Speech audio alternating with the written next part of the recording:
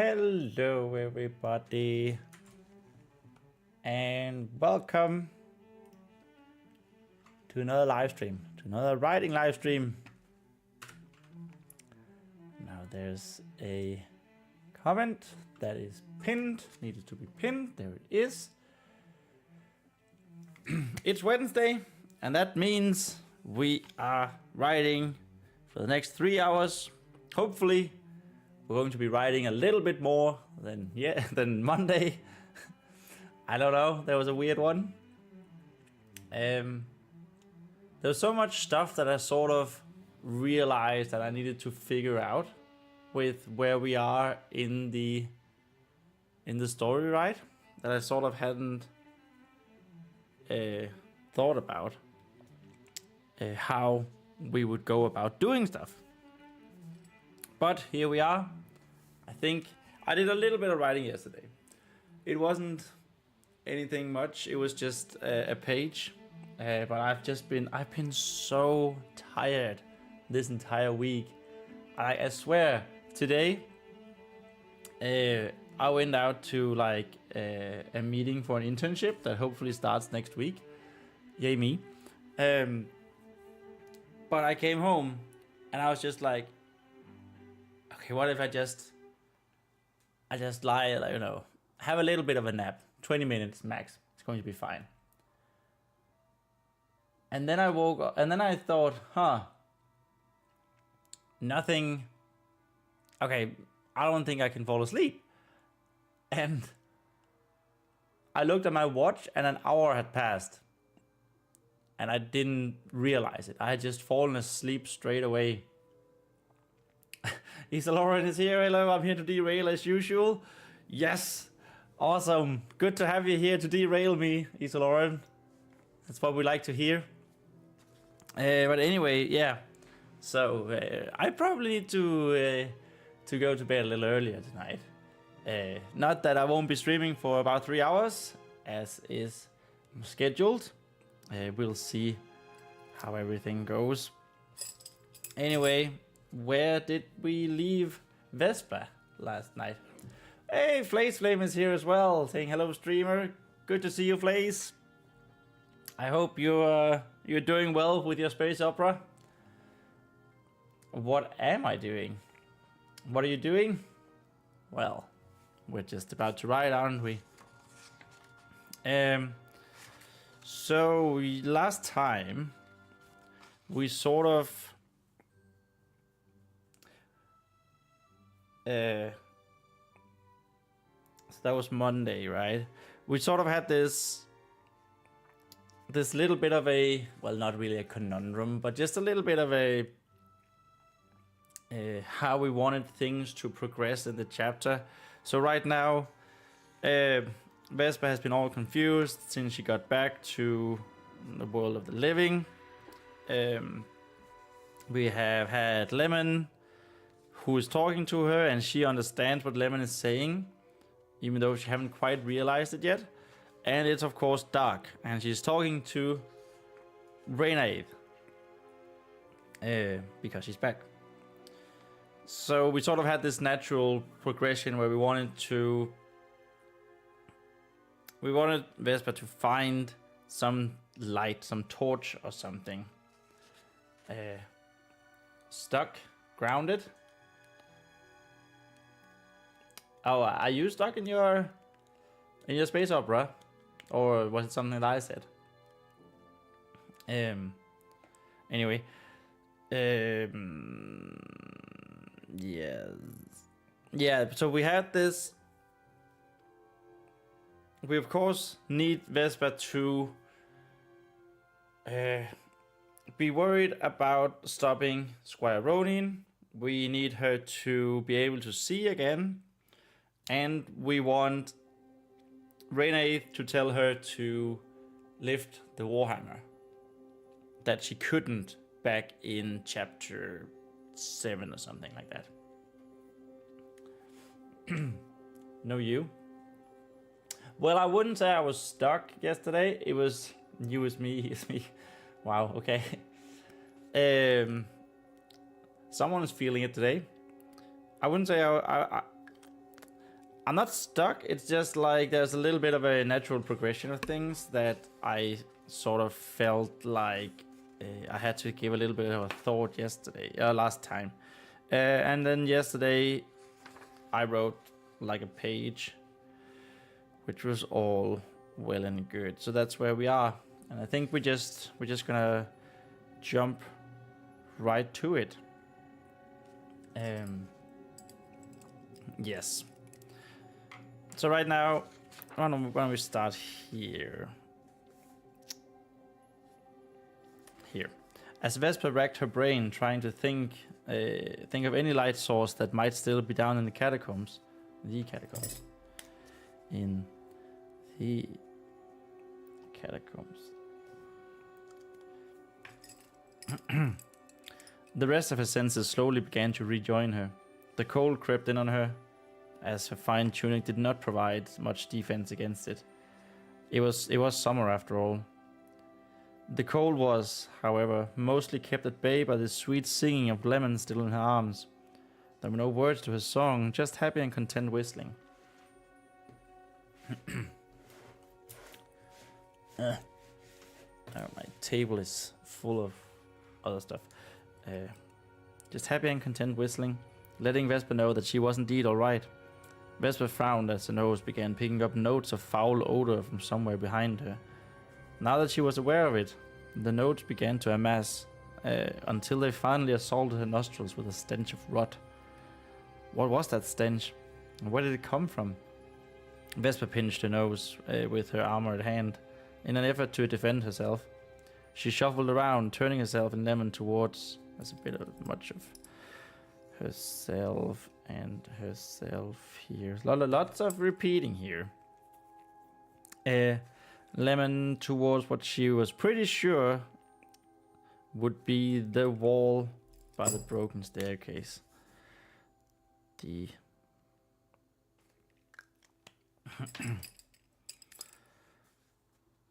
And that was when Vespa remembered exactly what was attacking her sense of smell.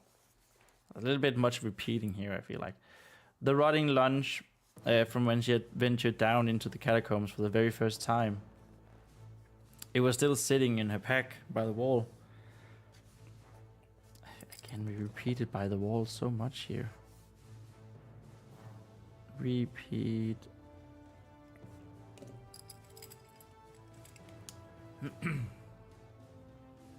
Playtime says you feel that you have an inadequate story because you skipped an important section and now you're hesitant to continue because it's all ruined. And by you mean me. I mean you, but you.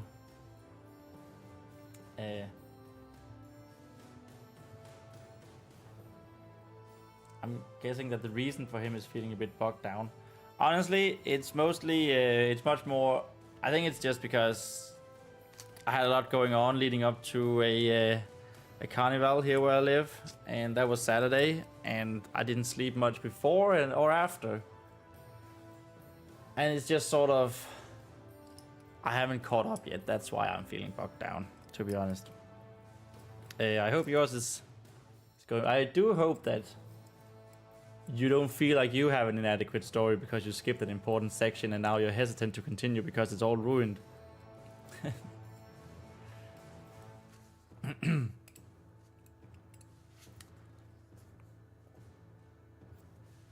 Is it the pacing? I think my pacing is fine.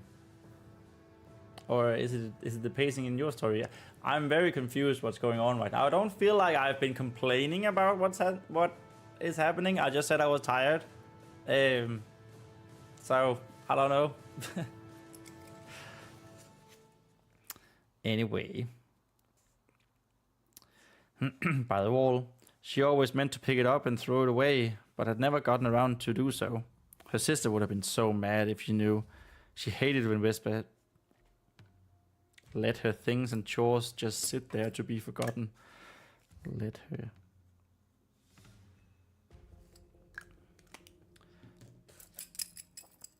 her chores just sit there to be forgotten. Ugh. Vespa's pinching wasn't very effective. It was as if her other senses had been heightened now that she was effectively blind. Why did we bring? Why is there so many words missing? Why did we bring all that food down here in the first place? Her desperation had been temporarily replaced by disgust. Lemon answered with a trill, reminding Vespa how it was Chapter Peter who had insisted that they brought the supplies. Right. He had been so helpful when I'd asked what we should bring down, what we should bring into a dark cave, Vespa reminisced.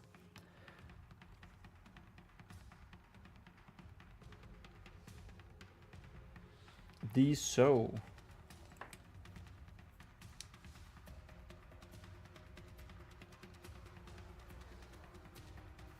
The food so we wouldn't get hungry. Oh my god, this is what I wrote yesterday, by the way, from some like up here and to the end. Apparently I just skipped every other word. It's very, very nice, very cool.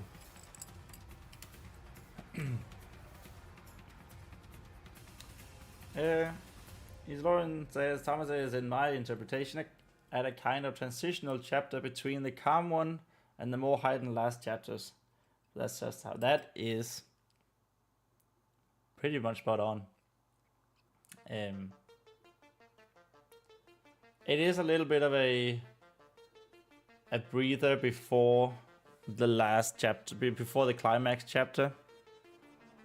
But also, this is where, you know, it is revealed that Vespa is like a little bit of a King Arthur stereotype, I guess you could say, a sword in the stone, where she ends up lifting the warhammer, the war maul.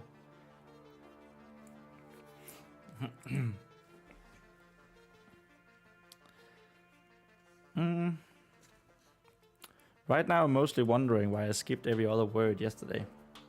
The food so we wouldn't go hungry, a rope so that we could make sure to get back up, flint and tinder for the candles for our... Vespa's copper eyes became wide open in the darkness. Lantern. Lemon gave a displeased screech as Vespa jerked up to her short legs in one sudden breathless motion. She had brought a lantern down here. How could she forget about that? It had been their main source of light until they had started lighting the torches around the room. Were there still any candles left? And where did she put the lantern? Vespa wasn't quite sure, but she hoped that everything would have been placed together by the wall. Over by the wall. Together over.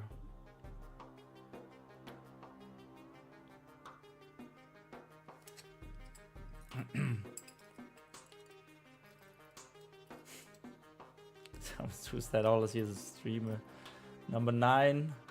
Author streamer number 3.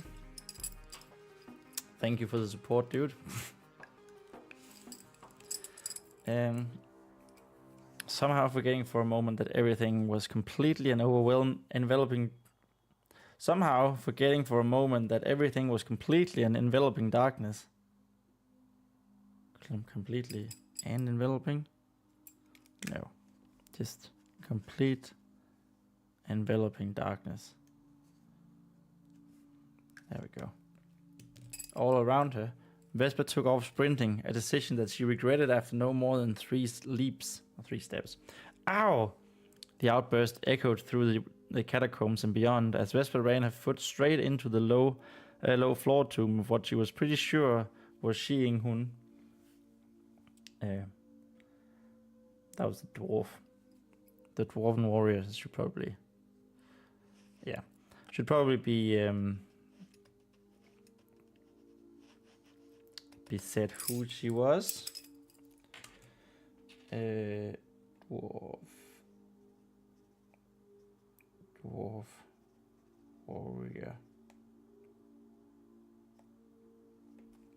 Everyone can see that. She had memorized the layout of the catacombs pretty well by now. 3 quick whistles came from Lemon in Vespa's arms, laughingly reminding her to be more careful. Thanks, Vespa answered as she moaned, rubbing her foot in an effort to soothe the pain. I'm just going to put you on my head. I think I'll need both my hands to find the lantern and the candles, if they're still there. Lemon agreed with a drill. Another drill. Another drill, and willingly got onto Vespa's hand to be transported to her ruby red hair.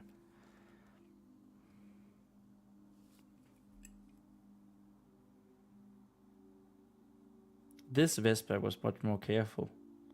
What? This what?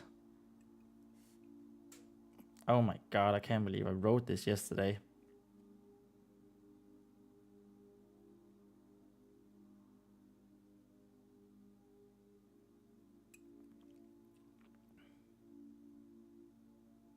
I don't remember what the word was supposed to be between this.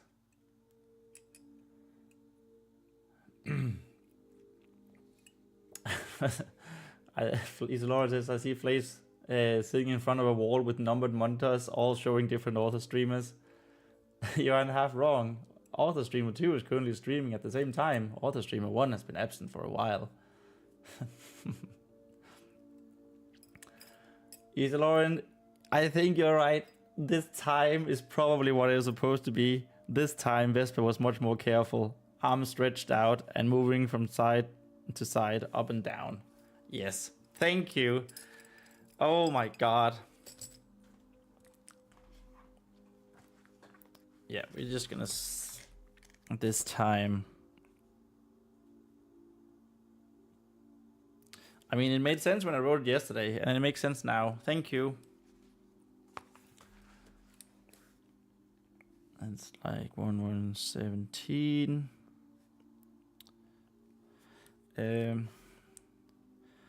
Missing every other word.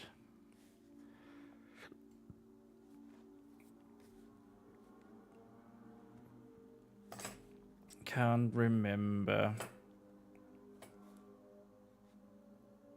from yesterday.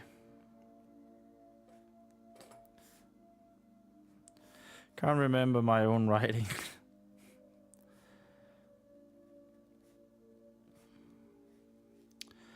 Plus help from Isolora. Yeah, there we go. We're off.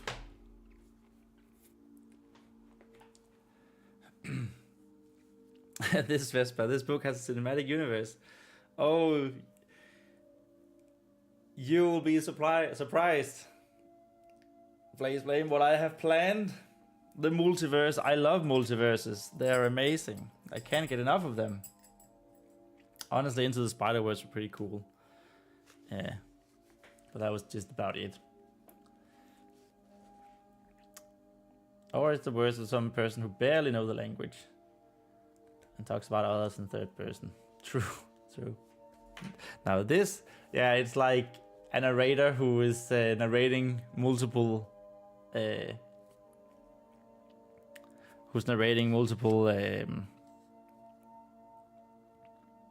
multiple stories at once about the same main character. This Vespa that did this, and then this Vespa went on an adventure, and this Vespa sat down to eat. You've got to be kidding me. This has a multiverse? Totally not. But you know, once Hollywood pick up on my story and my universe, you know, if they give me enough money, I'll give them a multiverse.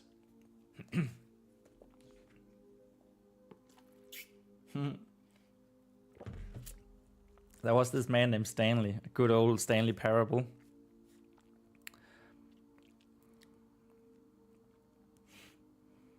Moving from side to side, up and down.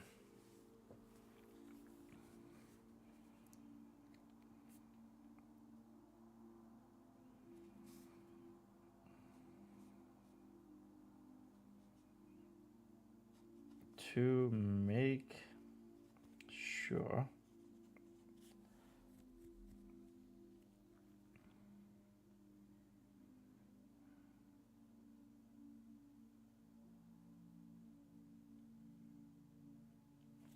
to make sure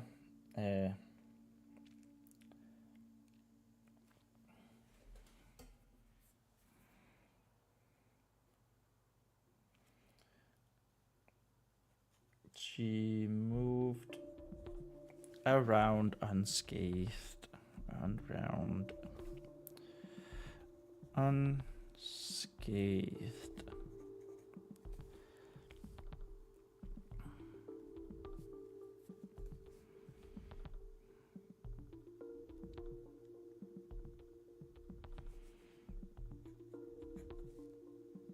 It of course wasn't. Oops.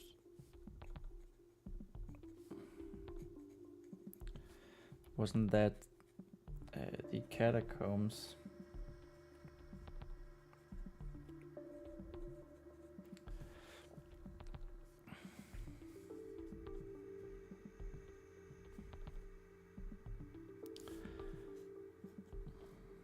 I'm not sure that's how you say it.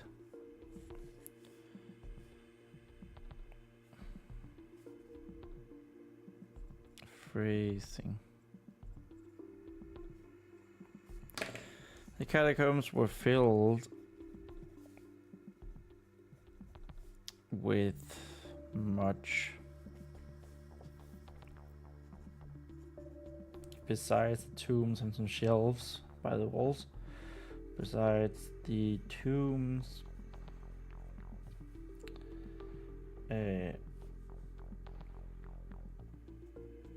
in the middle,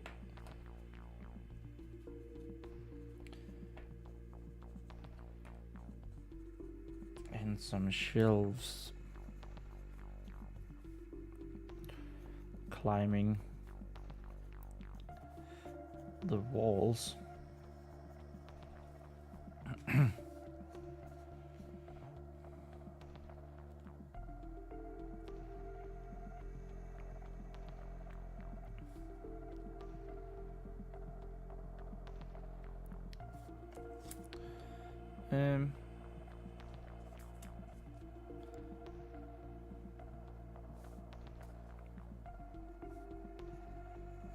And Vespa was still pretty sure where she was. Vespa was still pretty sure.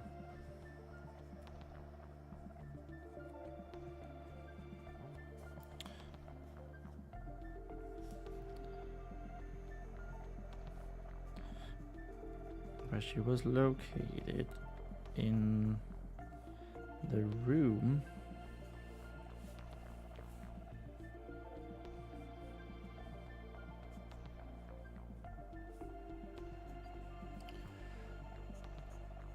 but the throbbing pain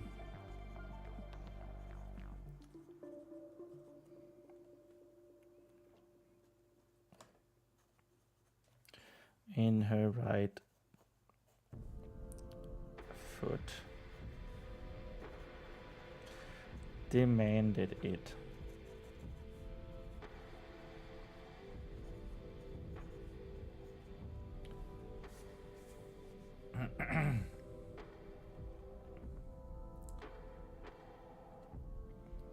Flations says, oh, you guys wrote a lot. Stanley Parable narrator is my mental image what a narrator would actually sound like if a character could hear it.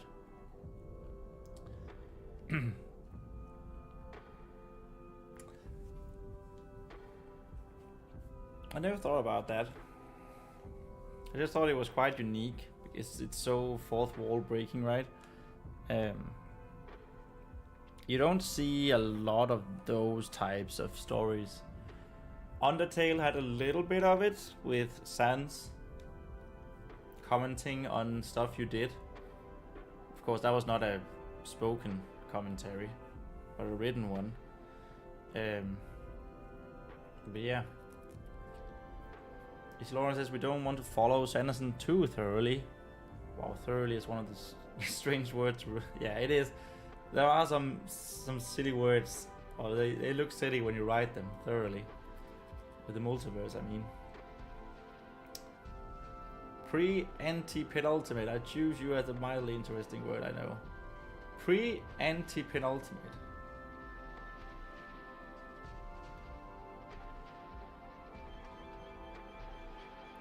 I know, Flayson. She's not wearing a gauntlet on her foot. Sorry. An epilogue is just the post-ultimate chapter. I guess that's right.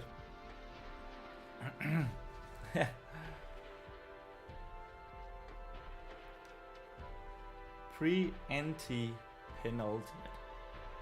What's a pre-anti penultimate? What does that mean? Pre is before, anti is... It's like reverse, isn't it? Anti.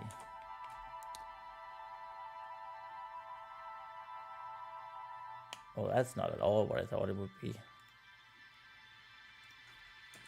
If you have an anti-chamber, isn't that like... Oh. So it's just a pre. I always thought like an anti-chamber was like... some metaphysical thing. It's just a... So that's... So pre is before, anti is before, penultimate is the... before the last one. So pre, anti, penultimate is like the fourth last chapter. Yeah. Anti, penultimate, yeah, fourth to last. Yeah. Flavison says a narrator not doing the job of a narrator does usually cut the amount of stories you can tell. That's true. Unless you have an unreliable narrator, in which case it brings a whole different atmosphere to it. Or a narrator with an agenda, which I think what I was about to say Brandon Sanderson, what George R. R. Martin does with Fire and Blood. Stories where they are told from a maester's perspective. But maesters are, one, they're unreliable narrators, and two, they have an agenda. So everything is framed through the eyes of that agenda, and it's actually really... I don't think I ever want to write something like that, and I don't really... It sort of flows right over my head when I read it. But I love watching YouTube videos on stuff like that. That's so cool. There's also pro, pre, anti, penultimate, but we don't know if that's an actual word at that point. It sounds like an amazing word.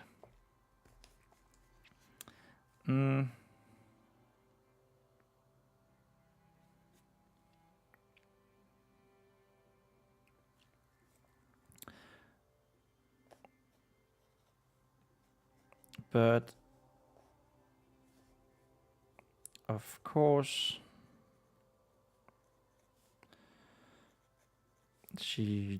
that's an H. She just had to follow.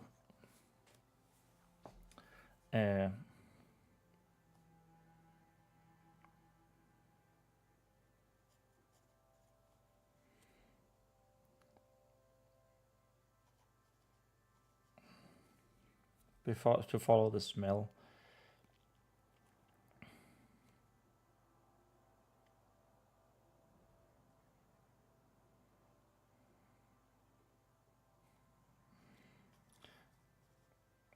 Now, now that it had a purpose. Whoops. A purpose.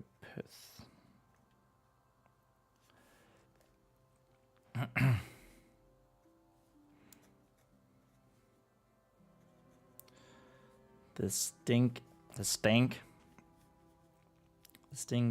was more tolerable.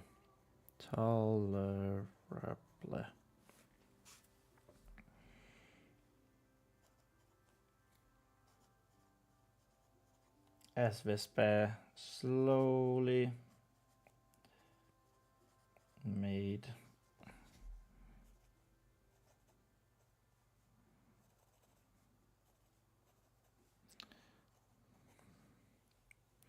her way through the dark.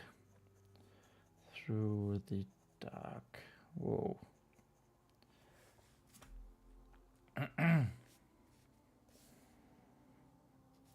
One tiny step at a time.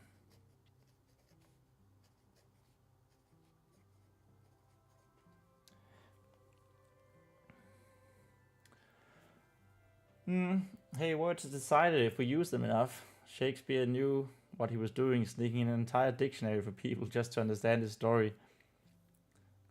It was a different time, right? When Shakespeare made up words because he felt like he needed them.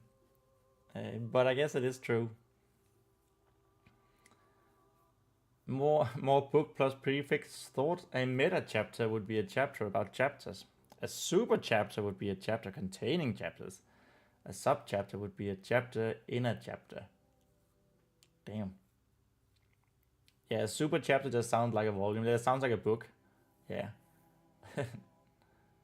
The sub chapter is just an actual thing. People call them differently. It's like I don't remember if that anecdote was in my Brandon Sanderson highlights, but when he talks about prologues in books and he talks about the Way of Kings, I think it's a Way of Kings, where he has 3 prologues, but he cheated and called one of them a prelude, and then chapter 1 he also cheated, so he had a prologue, a prelude, and the chapter 1, and chapter 1 was also a prologue because it didn't have, he felt like he needed it to tell the story, but it doesn't actually have anything to do with any of the main characters. It's pretty fun. Meta chapters interesting though, yeah. Sub chapters like multiple differing scenes in a chapter. Or if someone is reading a book in a chapter that is a chapter of a book. So they're reading the chapter in one chapter. Wow, so philosophical about writing we are today.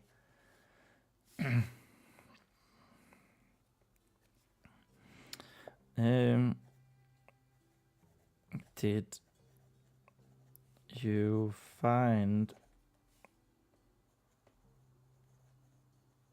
anything yet?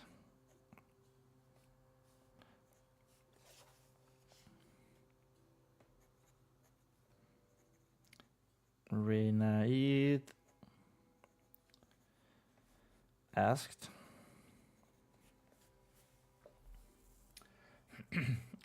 Are we alone in the universe? Wow, okay. Now we're not just philosophical in book terms anymore. Are we alone in my multiverse? What? This Vespa is doing things that maybe another Vespa isn't. What if my Vespa is just a good version and there's another Vespa that is a bad version? That's the villain in the story. No. Dropping that question is arbitrarily so ludicrous. Yeah, I agree. I totally agree. But it is not out of your character. Please. I just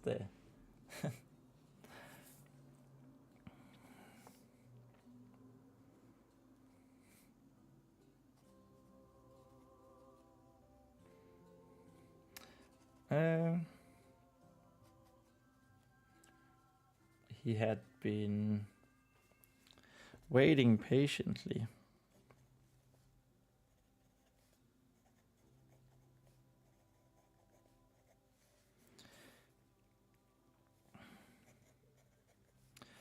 But Vespa could feel that there was something.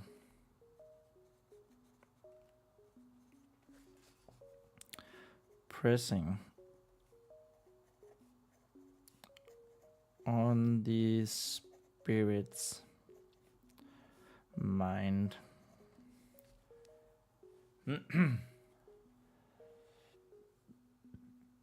Flexum says, I found it after I entered into a channel about hiking and compasses. And one of the videos were, are we alone in the universe? What?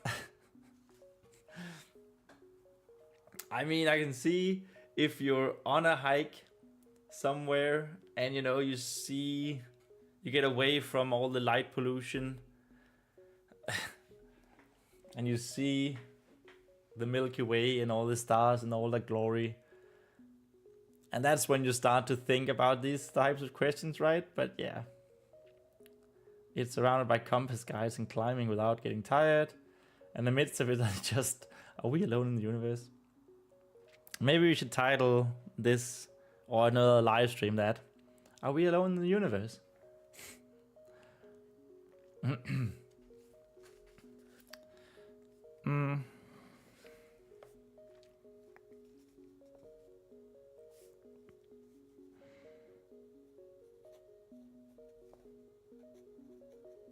Not yet.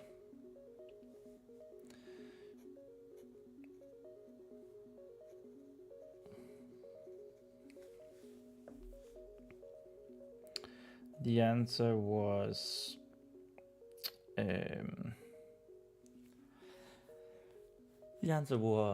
something. Do it, that will make some people really confused. You know what, maybe we'll do it.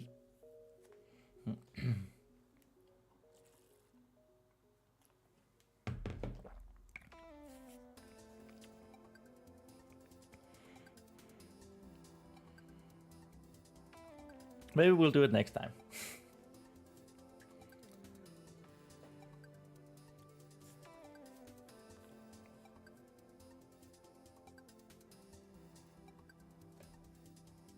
Oh. Live chat. Isolor says a para chapter would be a chapter released separate from the book, like in a blog or a pamphlet or something. I'm sorry, I'm ride or die on this train of thought. I can hear that. It's amazing.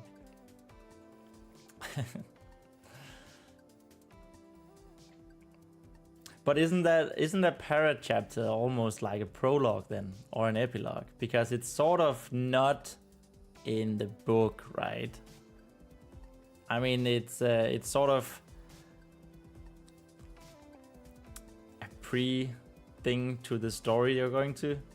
Para means besides. Yeah, but I'm just thinking, like, if you have a book and that's your chapters 1 to whatever, final chapter, you know, you use your that's to tell your story, and then you use your prologue, for example, to set the mood or set the tone promise, as Brandon Sanderson so beautiful talk. So you could say that the prologue is like a chapter beside the actual story chapter, and then the epilogue is like a way of setting up the next thing in the story. Yeah, he is dead set on these prefixes.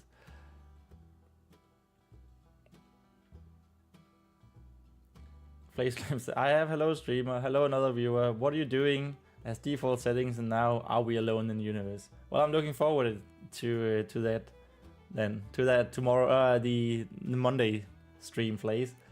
We'll get hello streamer. What are you doing? Are we alone in the universe? The 3 first sentences you're going to write. Para story, maybe? Yeah, maybe. Sounds like a spin-off in visual media terms. You could probably call it that. Was as fumbling. And cautious.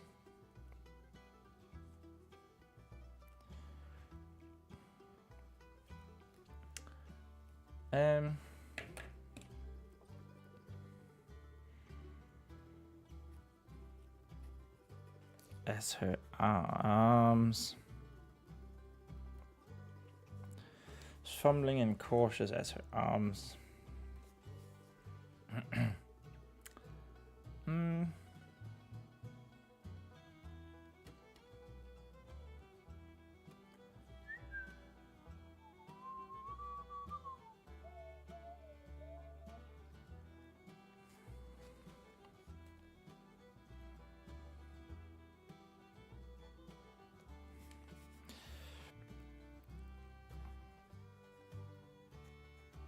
And then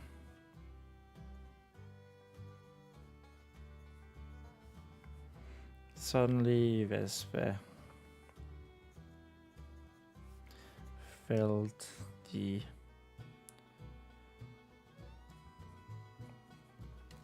cold texture. No, not texture. Cold surface. Cold, rough surface. There we go. Rough surface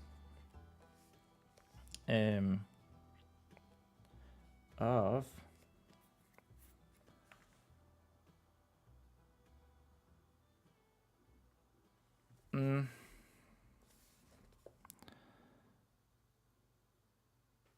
the cold rough surface of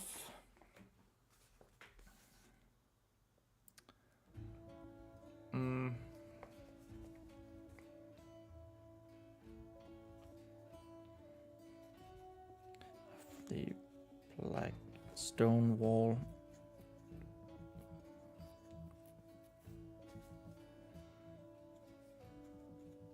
Stones used as the catacombs walls.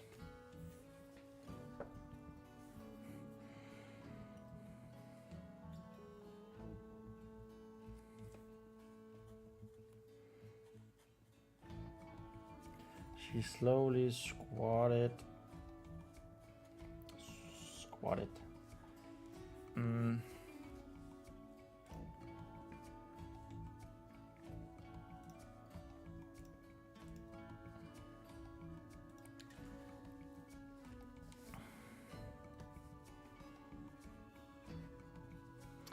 I don't know if squatted down, is that actually redundant? Redundant.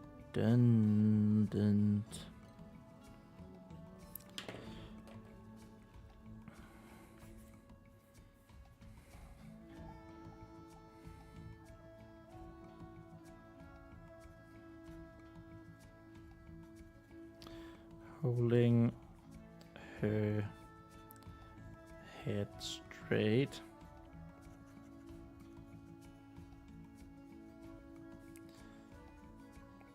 So as to not as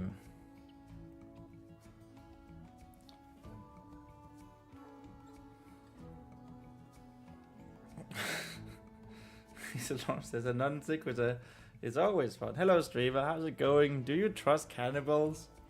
It's a bit in the same realm, isn't it, as the Are We Alone in the Universe? Do you trust cannibals? God damn. Who's to say I'm not a cannibal? But no, I don't trust myself. What?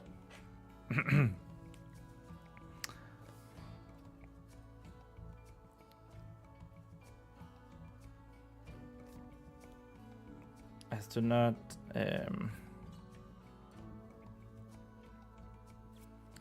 as to make sure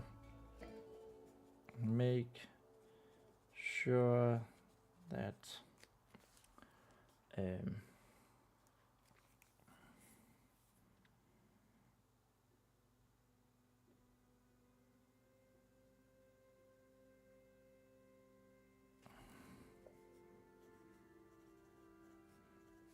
Lemon didn't fall.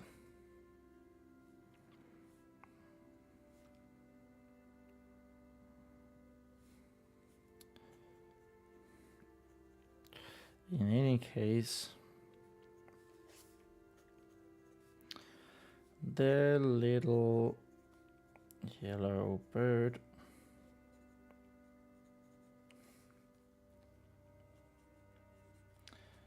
did have a good grip on the ruby locks.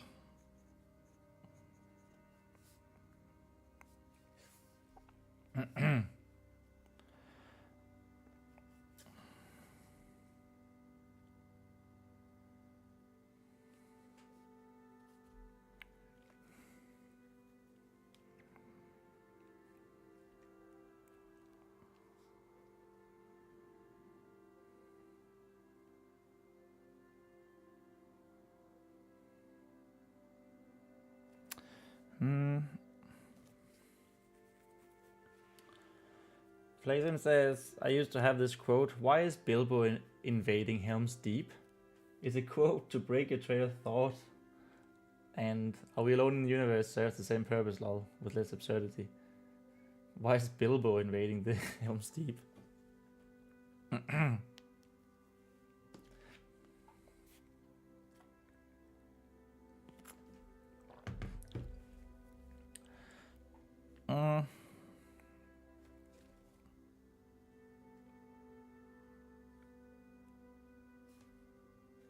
I'm actually really so that hasn't anything to do with the absurdity of it, but I'm really fascinated about stories where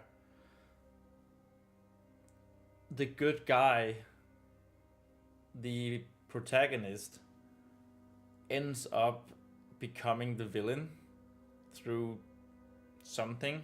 And I think I used to say that was one of the reasons why I really liked the story of Warcraft 3 more than I liked the story of Lord of the Rings, because Frodo is arguably, you could argue that Frodo becomes the villain. Like, he gives in to the ring at the very, very end, and if it wasn't for Gollum, you know, he wouldn't have dropped it.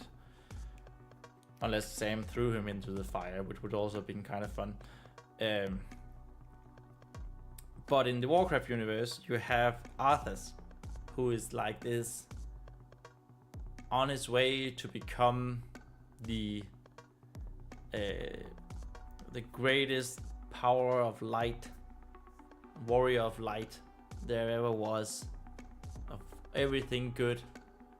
Well, we can discuss if the light in World of Warcraft is good or not, but you know what I mean. And he ends up through a series of bad decisions, character flaws, he ends up becoming a villain. And I think that is so compelling. A story.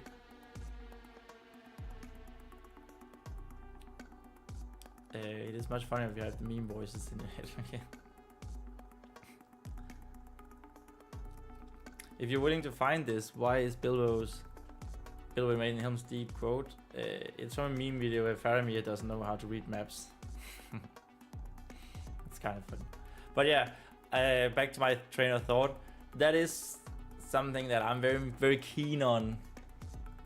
That aspect. Have a story where the guy you follow is becoming the villain at some point or another. I think that could be really cool.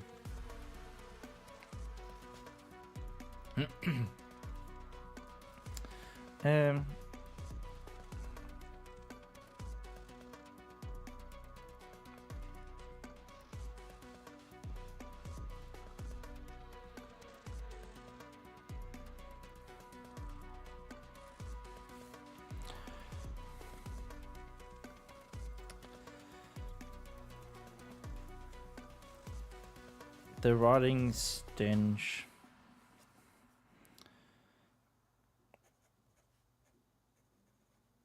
became ever stronger.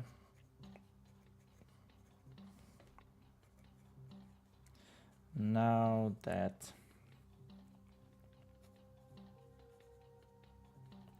Vespa was down on all fours, crawling along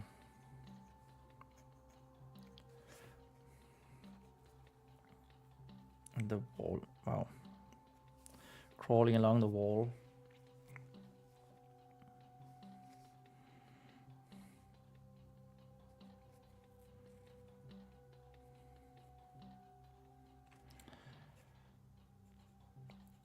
Surely.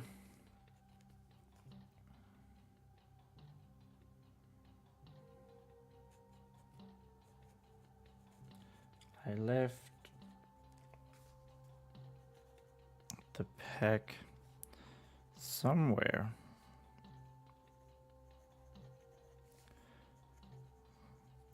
Around here.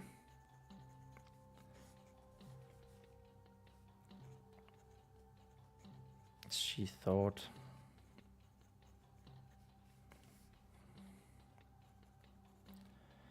And Vespa was indeed right. Almost immediately.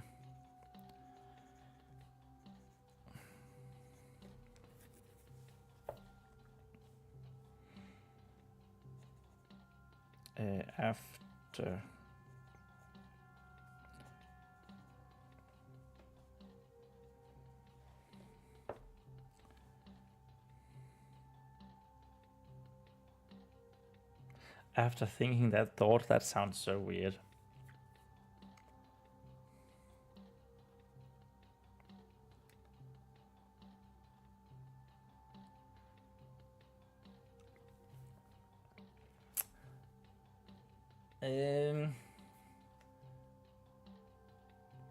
Platim says that's pretty hard since heroes are almost naturally good-willed. You're gonna have to start a more realistic hero, or the coward's way, an anti-hero. Yeah, that's what I think. Why the story of Arthur's was so compelling in Warcraft. Because he started out wanting to help people, wanting to help his people. He was a prince in training as a paladin. And then he sort of fell into all of these traps laid before him by the undead. And just slowly across the game, across the human campaign in Warcraft 3, he just descended into more and more of a revenge and personal vendetta against this demon. It was really, really cool. And by the end, he was just a full-blown villain. That was awesome. What the hell are you imagining and writing? Vespa is crawling on all four on the bloody wall. No. She is crawling along the wall. You know, next to the wall. Not on the wall. I don't want to spoil, but I can't help it. Ender's game is a bit like what Thomas described. The protagonist is pretty ruthless throughout. Ender's game.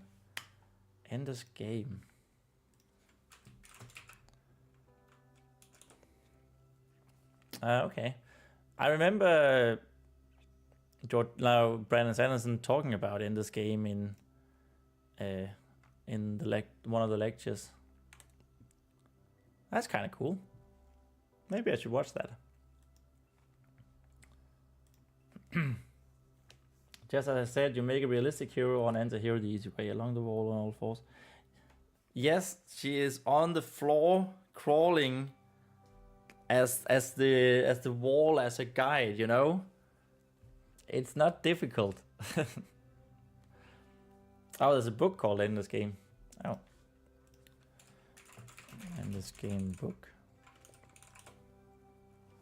Well, isn't that what the movie is based on. But yeah, you know what, I am looking to expand my horizon with, for example, sci-fi. It's not a bad shout.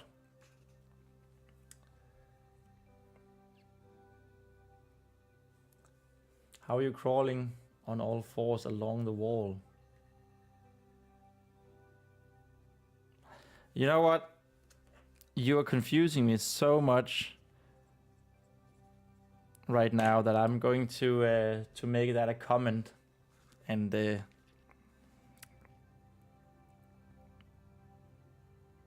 look into it when we get there in the revision, just so I can make sure that I'm getting it across.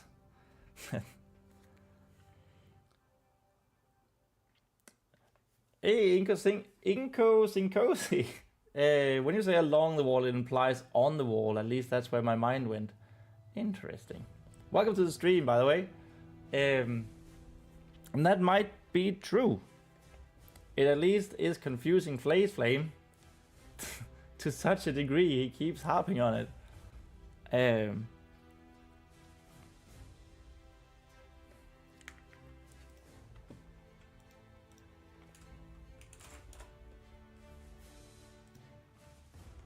See, along means in line with or beside.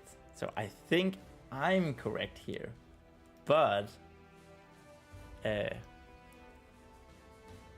if two people are thinking that it means on the wall, then we probably need to describe it better.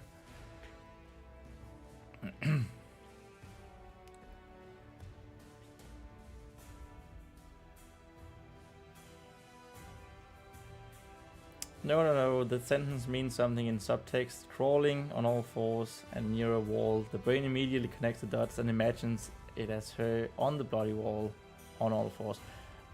I don't think so, but I am going to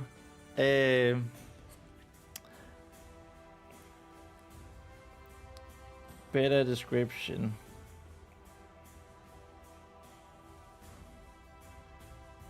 I'm not in that camp at all, but I can see that it is confusing to you guys, some of you guys. No, stop reading definitions. It isn't about definition, it's about the subtext. They're using all fours in the same sentence on the wall. What's the subtext? She's crawling. Like, she's searching for stuff on the ground. There's no subtext. Still crawling on the wall. So you're thinking, like, when I say crawling, like she's a spider of some sort, or some demon on the wall. I don't know why your mind goes there. It's weird. You read or seen too much horror. Isidora says, I'm actually reading a sci-fi book right now. Just got the whole series this week based on the video game Heaven's Vault. Find the book enjoyable. It's about archaeology. What video game is that? Is it also called Heaven's Vault? I like the name. It's really cool.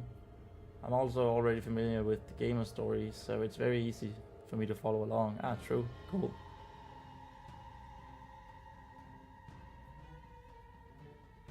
Why does she have to be on all fours? Just say she's bent over reaching for something not on all... Well, because she's crawling.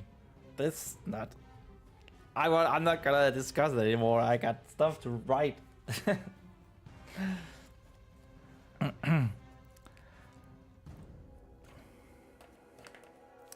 Almost immediately after... actually, let's have a heated discussion. Heated discussion about crawling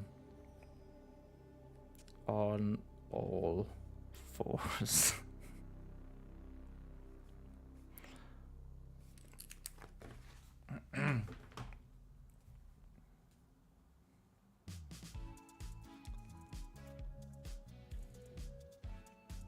the way it's worded is just...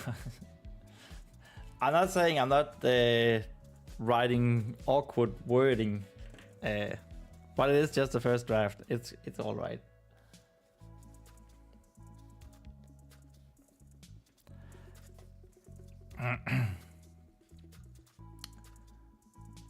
Is Lord? Yeah, exactly. It's dark. Can't keep balance or avoid walls in the dark. Exactly. You're gonna be slaughtered in mockery by your beta readers. All force and wall in the same sentence usually means on the wall. You know what? Then let them slaughter me. That's what beta readers are for.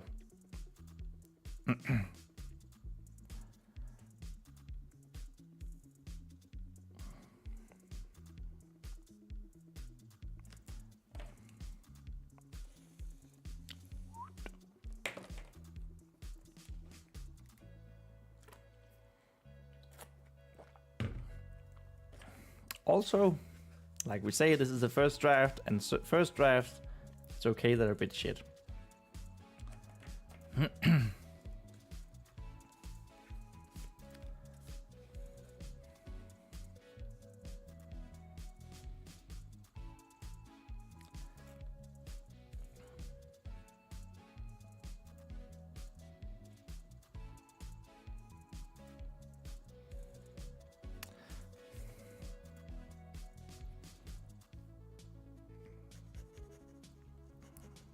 Almost immediately.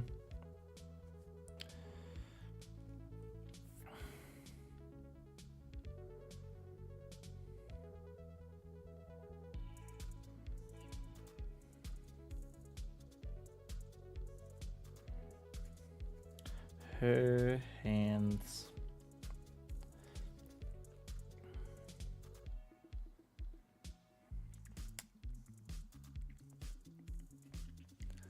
Can you actually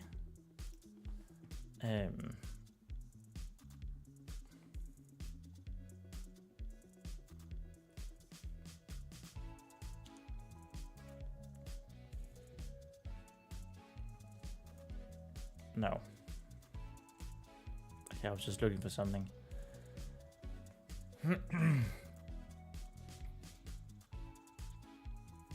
Maybe there's a way to focus on her grasping in the dark and using the wall as a guide.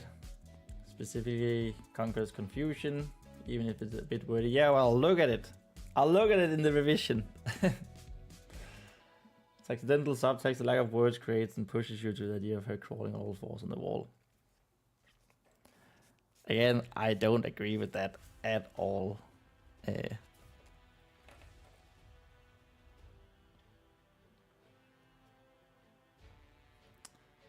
Imagine Vespa walking confidently in complete darkness. Step, step, bonk. Step, step, bonk. She already did that. She ran straight into a tomb on the floor.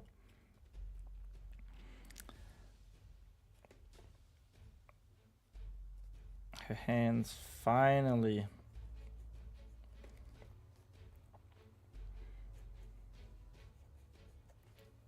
Caught.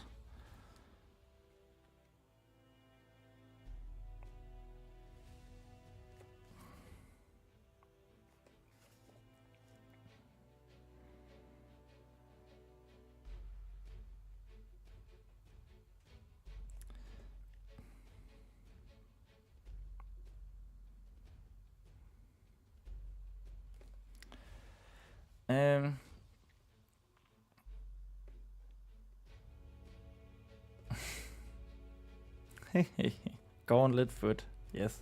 Gauntlets on everything.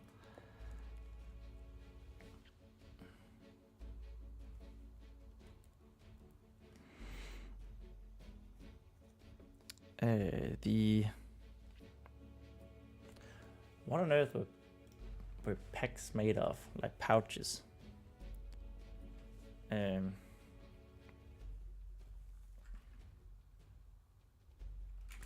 Medieval. What, did you have linen pouch? Linen bag?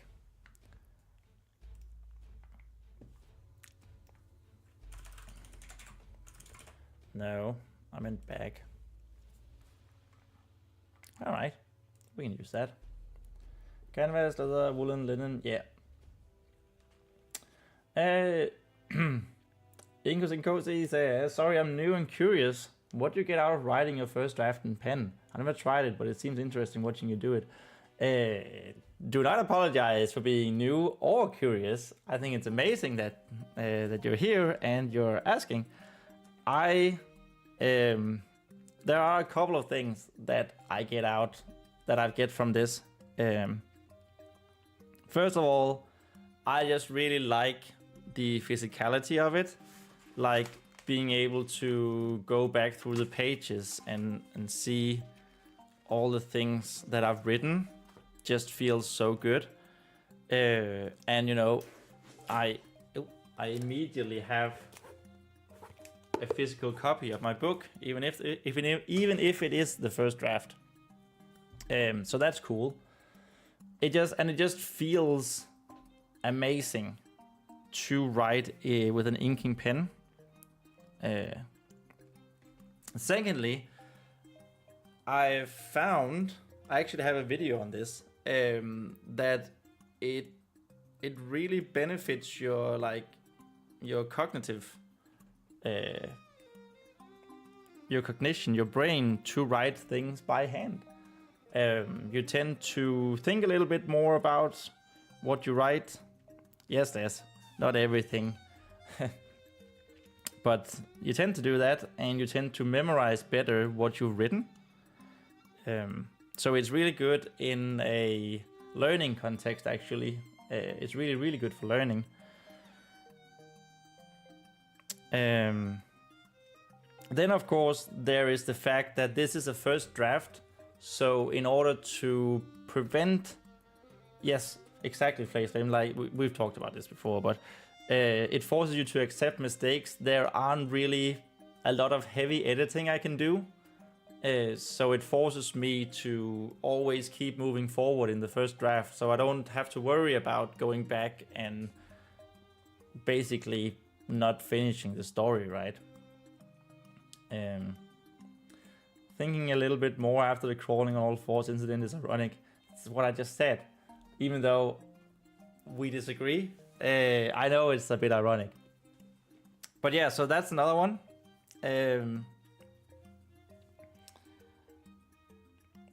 I feel like I had a fourth reason that I thought was really cool.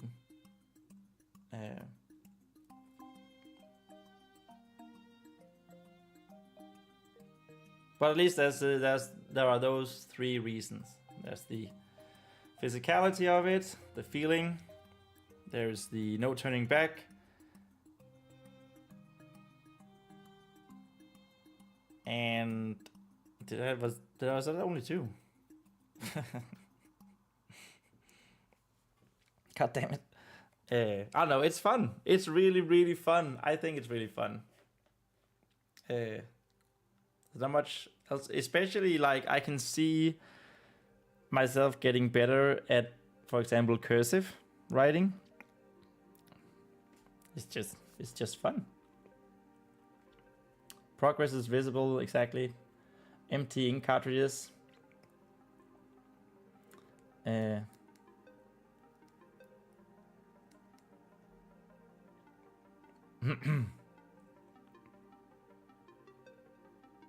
It feels nice just to watch you flip through it. Wow, that's awesome. Yeah, exactly.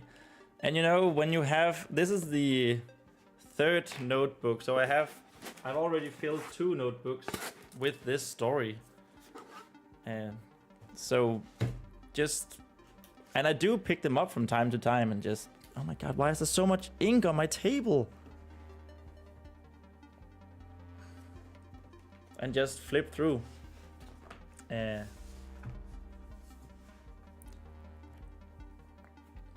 But yeah, I think there's many benefits to it.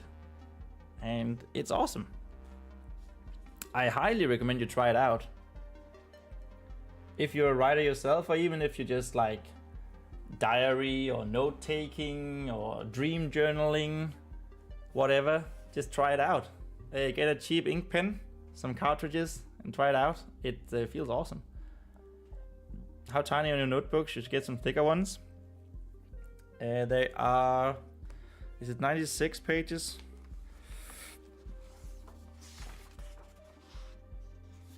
I think it's 96 pages. Well, technically, it's 180, right? But 192 pages. But I only write on. I don't write on both sides of the pages because the ink tends to go through it. Should get some thicker ones, probably, maybe. Right now, I just want the same ones for the books, for each book. So this story is all in the same, this denim-like one, and I have another one for the next book.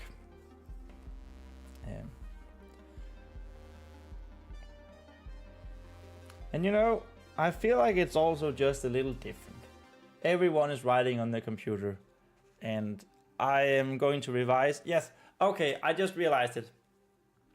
When I digitize what I have written onto, when I type it into my PC, I'm already looking at it with a new set of eyes.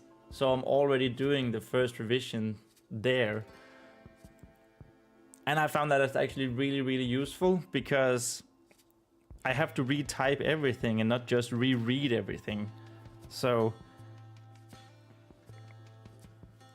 it takes longer, but I find it immensely helpful because I'm much more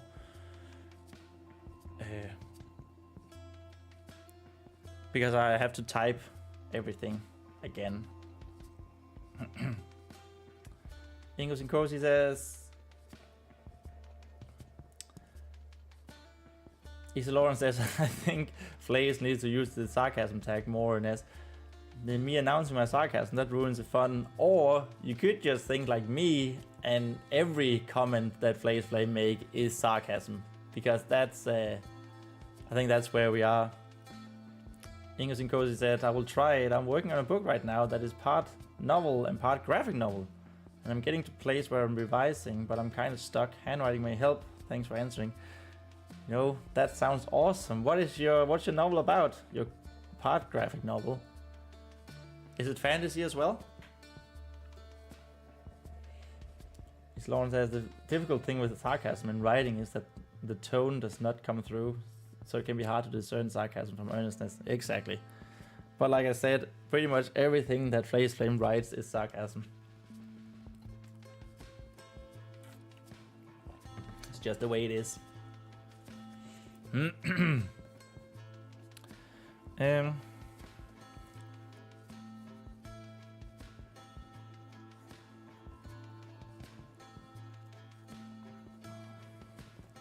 Caught the linen bag stowed away.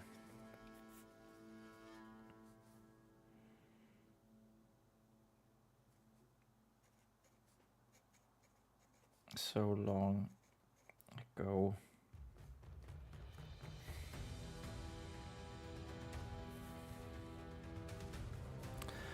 Found it.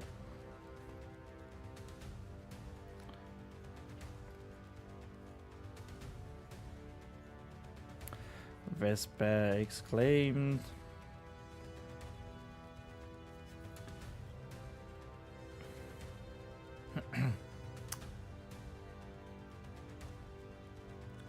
Flayswim says, yeah, when you read enough of my messages, you understand that.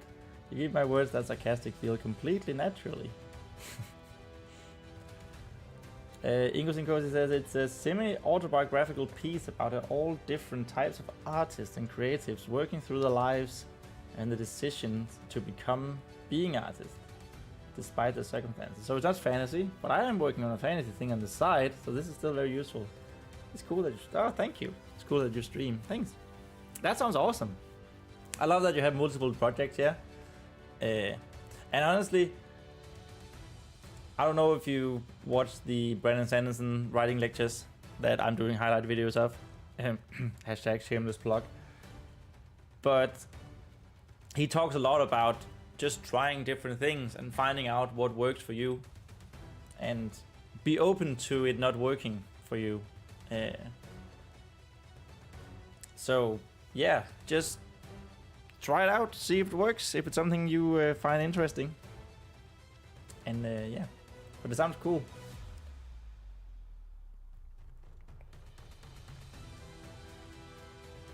Isilora says, I understand I'm a mix. I like to be earnest and I like to joke around. I like to mark my sarcasm. I have accidentally made text convos awkward a few too many times over the years.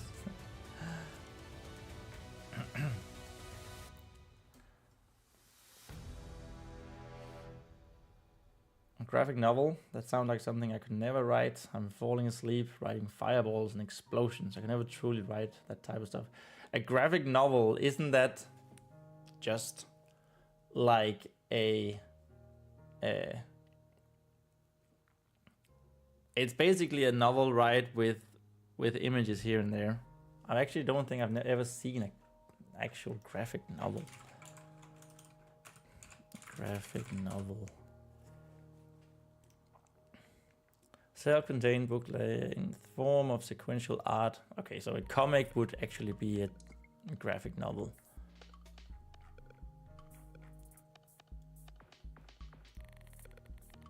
Yeah, this is something what I thought. Okay, besides it being really potato quality.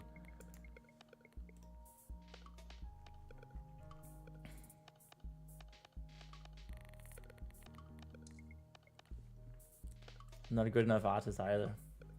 Well, you're not good enough in that artist. That type of art. Another word for comic book, but more bourgeois.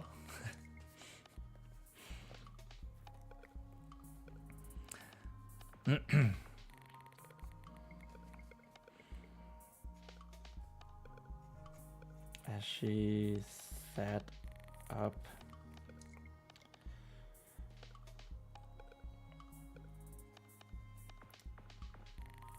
her hands rushing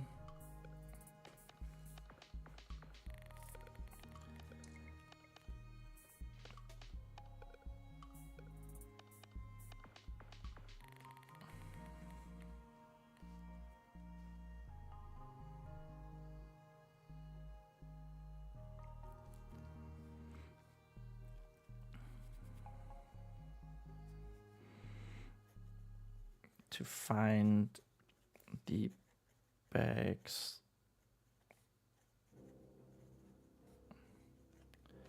opening.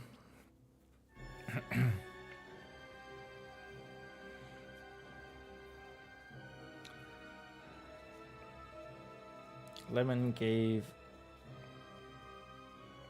a couple of excited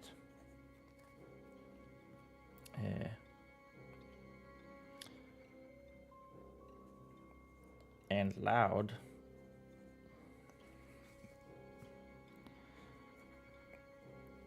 whistles, telling her to hurry. Whoa, that was terrible. To hurry.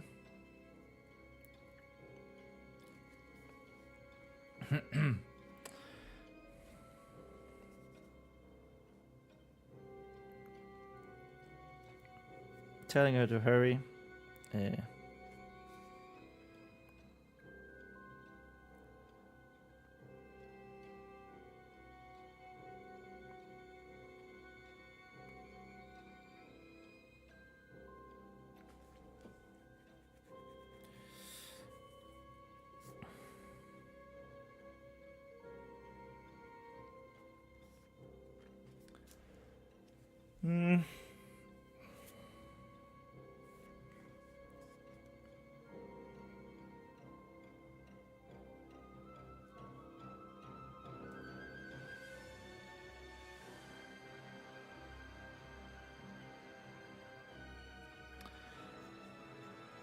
The first thing that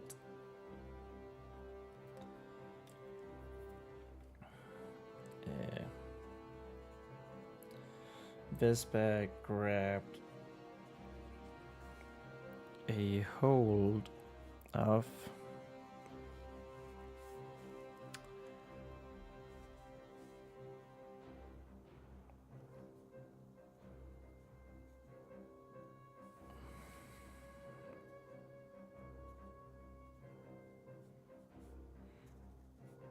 inside the bag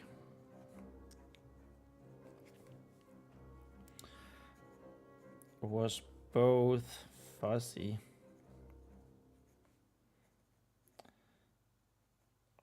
and slimy.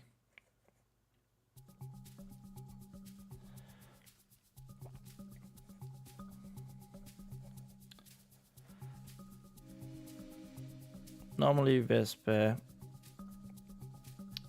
would have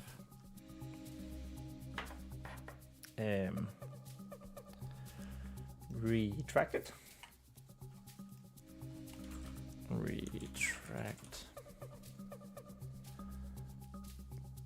withdraw,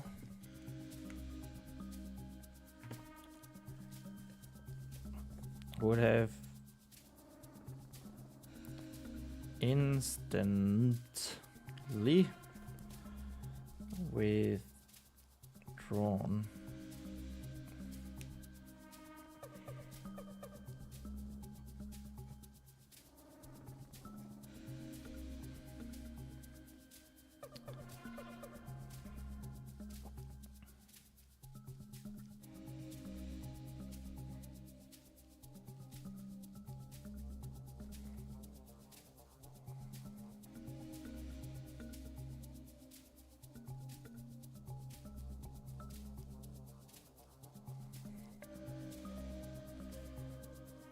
She hated when things...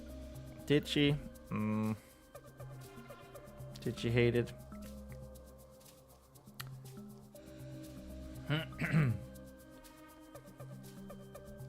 Explain French words in English has got to be the most annoying thing ever. I don't hate this French, but their words do not fit at all. Still use them as much part of English, but I'll use them annoyed.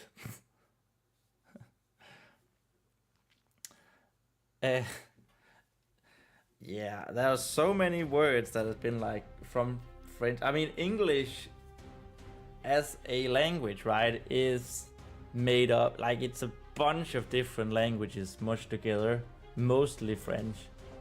There's a lot of Danish words actually that, you know, because of the whole Viking occupation thing in England. So yeah, I don't think you can sort of go around them too much. Eveningsun Trilogy says, I'm glad I'm not the only one running with this thesaurus always up and running. You know, this thesaurus, and I have my dictionary, my English to Danish or Danish to English dictionary. They are always up, yeah. Also because, like, you know, when you know what you want to say, but you sort of don't remember the word. The thesaurus is, and honestly, this one look thesaurus is so much better than thesaurus.com. I don't remember who recommended to me, if it was Sarah Norwell, one of my subscribers. Maybe it was someone else, but yeah. English is 4 languages in the trench coat. It is at least 4 languages in a trench coat, yeah. That's true. So it does feel weird when you're complaining about other words in English, and English is already made up from all that.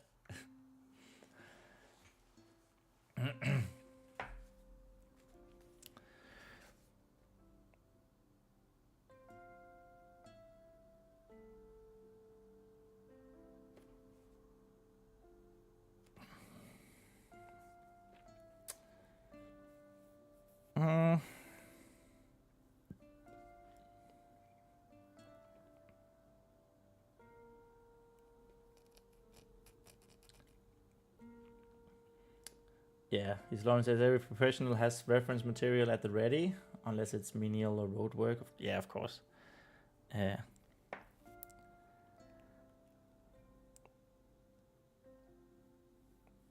I think you're right about that. Like, I also often find, if I feel like I have an inspiration or something, I find the material and read in it, right? Try to find the passage I'm looking for. I use Merriam-Webster. It's easy to switch between definition and thesaurus. Oh. I didn't actually know Merriam-Webster had a thesaurus. That's like the classic one, the big one, right?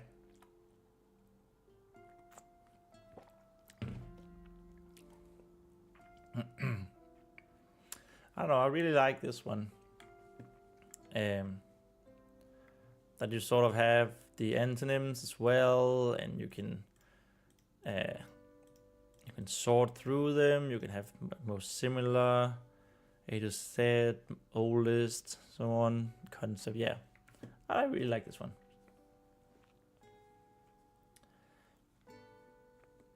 I never said I was a professional.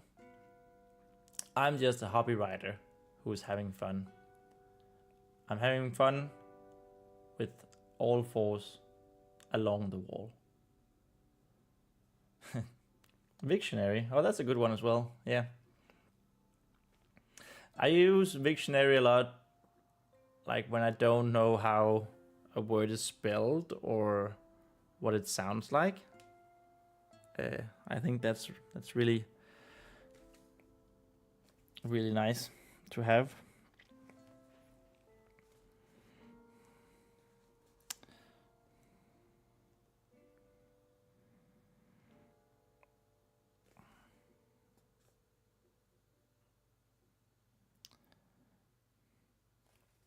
Let's just go with this.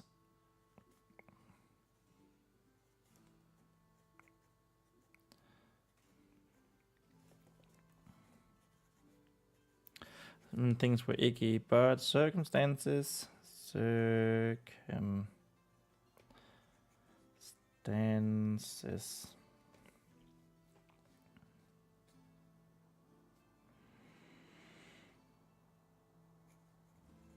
Had her only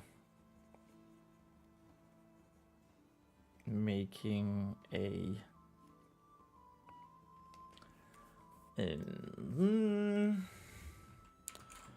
forvrænget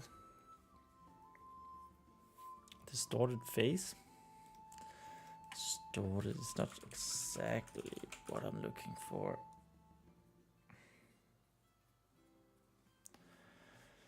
Twisted, falsified, corrupted, skew.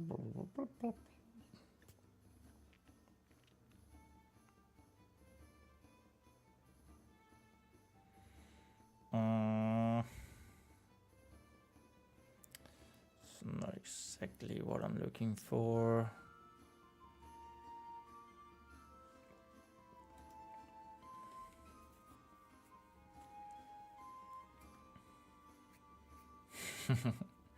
You may find yourself on all fours along the wall. You noted when he said professional, had to knock you down a peg. You know, I still don't think there's a problem with that, all fours on the wall. And I never said walking on the wall. You guys keep adding the on. Alright, the requirement to be a professional is to earn money from what you do. I guess he isn't there yet, but maybe he's a professional YouTuber. I would love to be a professional YouTuber. It is my dream to actually do this for a living, writing and YouTubing, but alas, it is a long road, and we don't know if we are alone in the universe. The all fours is your first fan meme. Embrace it. Oh my god, no, it's true. Oh no.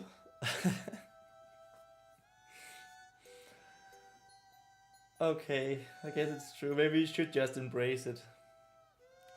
First fan meme. Nice. Alright.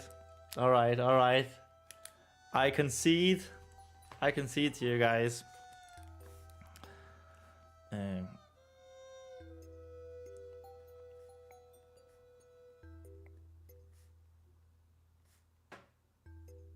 First fan meme. Inco Sin Cozy.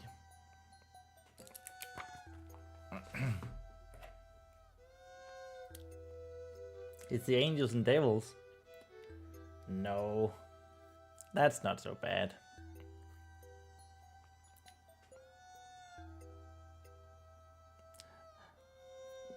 I like my devils. Devils.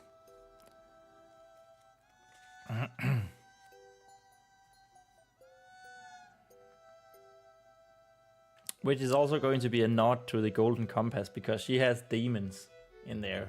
A daemon with an AE. Ingo says, well, I will say that you just randomly popped onto my dash. I never heard of you before or watched anything within the author space on YouTube, perhaps. The old algorithm has blessed you. I hope so. It's actually going quite well with my... ever since I started doing the Brandon Sanderson highlight videos, piggybacking off of his content. I am well aware that I'm piggybacking off of his content. I hope so. I'm glad to have you here, Inko. I'm just gonna call you Inko from now on. Inko Sinkosi is a bit long. I like your viewer. I like you, viewer number 189.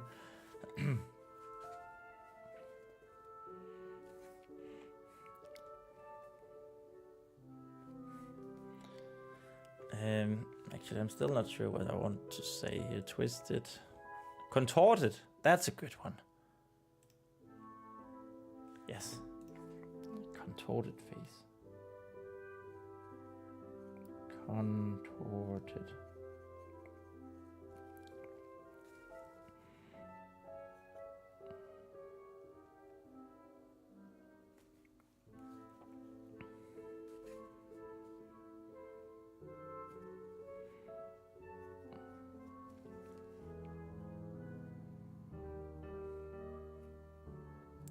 Had her only making a contorted face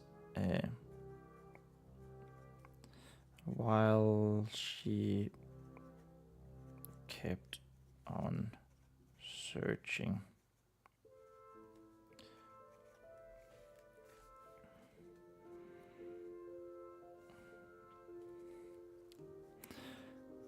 It didn't take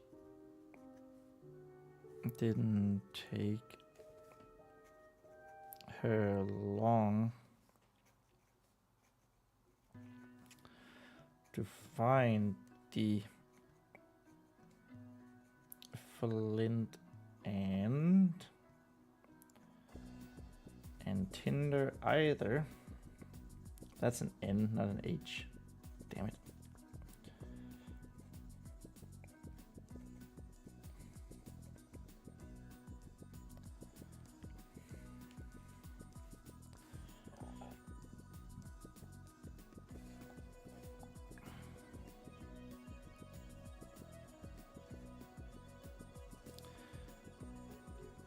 Just need the candles. Candles now.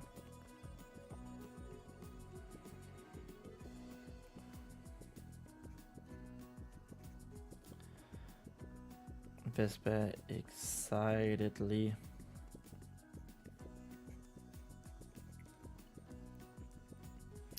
Excitedly told Lemon.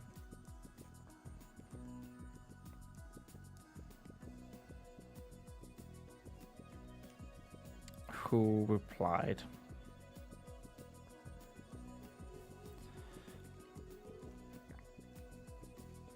Who replied with another loud whistle.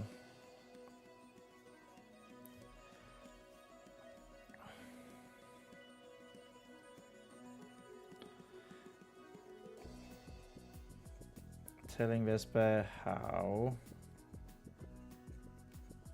she couldn't wait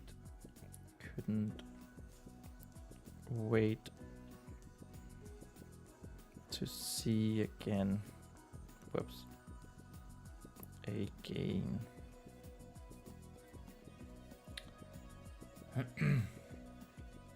Inko says Handbraid's a nickname, thank you. Watching author streamer number 3 to the end of time.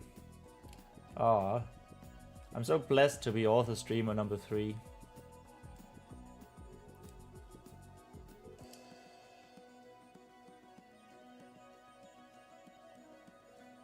Suggestion to make Brandon Sanderson piggybacking more derivative is to have some reflections on the whole at the end to wrap up your own takeaways. Oh, I'm 100% going to do that. That was always the plan. Is Lauren? Derivative is not in a negative sense. No, I know. I mean, I'm well aware of the fact that I'm piggybacking off of his content. And it was a little bit of a strategy because so where I used to work in esports and Counter-Strike, and I realized that highlight videos were a big thing in that space. And so when I was going to finally get myself to watch Brandon Sanderson's writing lectures, I was like, hey, I could actually use this as content to, you know, bring people into the fold. Maybe that's like the best case scenario, right? And I also thought worst case scenario, even if nothing happens, is that I get to go through all of them. I get to really dive deep in my reflections and in the note taking and all that, because I'm making video highlights of it, to get it to really stick. But it has always been the idea to end with a here are my thoughts and reflections video and how I intend to use everything that I learned, right? He's criticizing author streamer number 3. No criticism.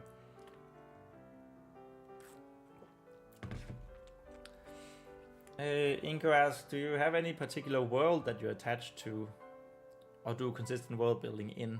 Yes, I have my own world that I am building.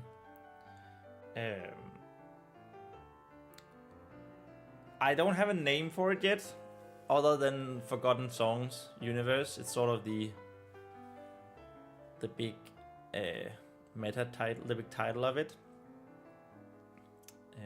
But I don't actually have a name for the world, like, you know, how, well, it's a really bad example, but George R. R. Martin's Game of Thrones taking place on a world called Planetos. Brandon Sanderson has the Cosmere. Author Streamer's world. Author Streamer 3's world could be one. But yes, I have my Forgotten Songs. And I do plan everything that I write, well, almost everything. I actually have a secret project that I'm revealing soon that is in another world. But most of what I'm going to write is going to be in this Forgotten Songs universe. And right now I have 3 projects, maybe 4 projects that I think I want to do. One is a short story anthology where I have made 3 short stories in that, and I have almost written the first draft of the 4th one. It's going to be 10 different short stories, each with their own species, telling about the culture and religion and way of life. That's called Journeys, and you can read 3 of them. The 3 that are already done, you can read those on my webpage, forgottensongs.com, forgottensongsfantasy.com, sorry.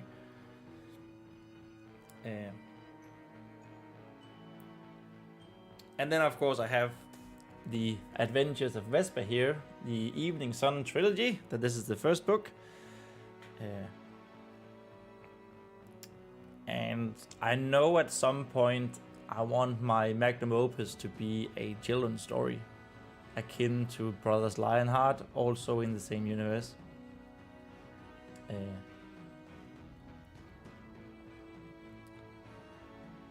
Isn't Planetos just Fanon? Fanon.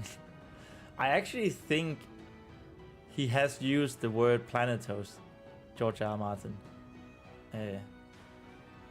But he's just like, whatever.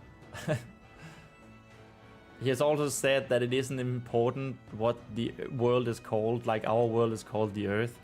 It's just not important to his stories, but I'm pretty sure he has used Planetos.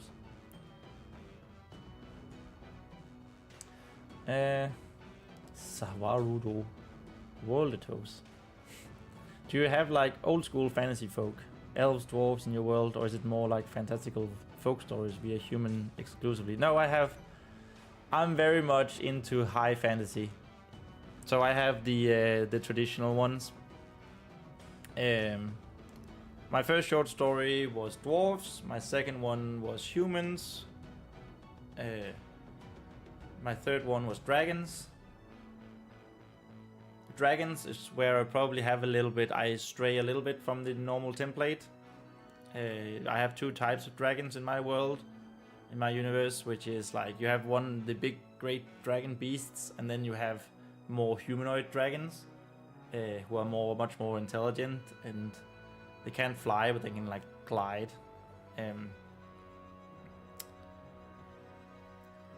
And then I have Fey folk, which is, you know, the hobbits, the gnomes of my universe. The fifth one is going to be centaurs. I also have orcs, we have devils, and we also have angels. I think those are all the ones that I have sort of announced, either through this book or through the short stories.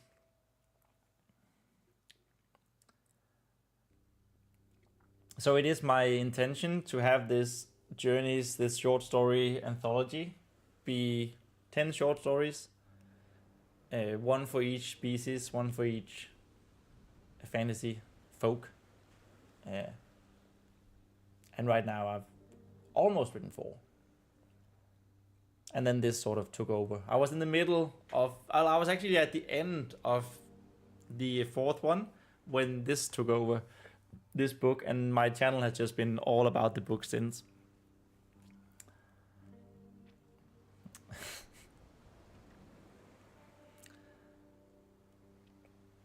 I see you have latched on to another meme, Place Flame. Well done. Crawl on all fours. No. No.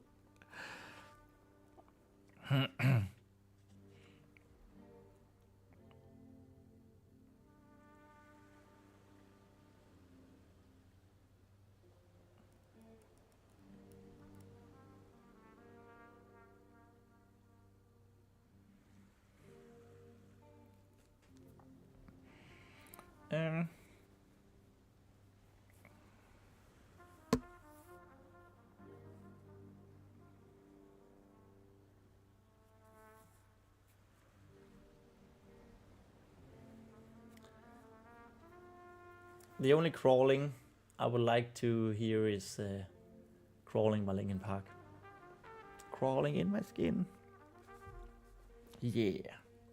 That's a good crawling, not crawling on all fours on the wall.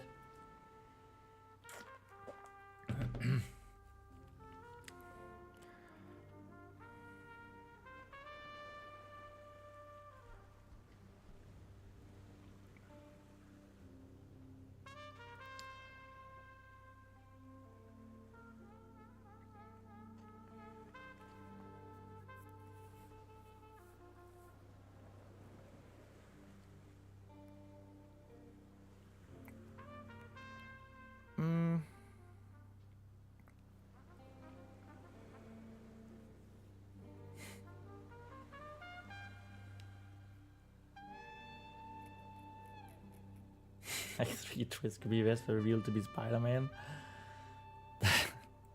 We did talk about multiverse earlier. Suddenly she's a Spider-Man. She's a spider fae folk. So. Okay, we have one line left of page 250. Actually, you guys have been so active in the chat that it's been this haven't been the fastest session either.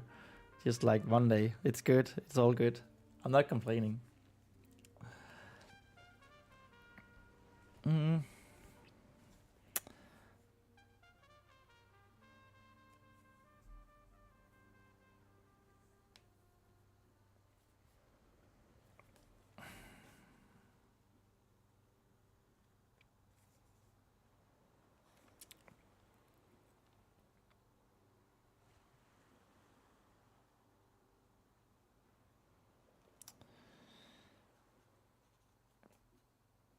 But then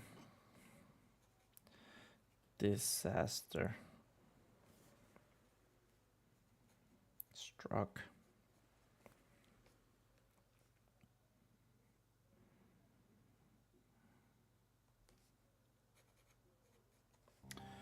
No matter how much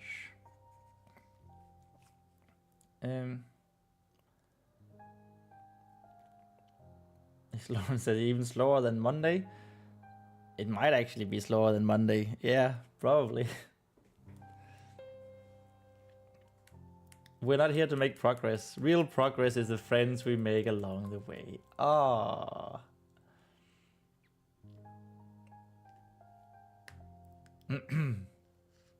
That's true. Flatum says possessed. Possessed after getting revived because, you know, dealing with the devil always ends well. Oh. That's true. But did she make a deal with the devil? The devil? Or did he just send her back into the world of the living?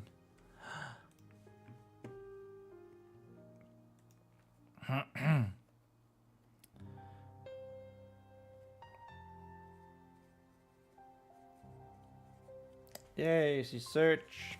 That was page 250. New page hype. Whoop whoop. 251. Let's go. No matter how much she searched.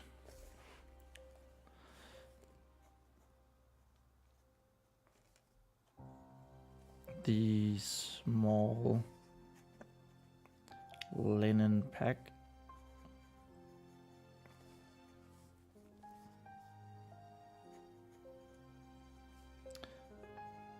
There were no candles. There was no candles. There were no candles. Let's see if we can speed write this page here.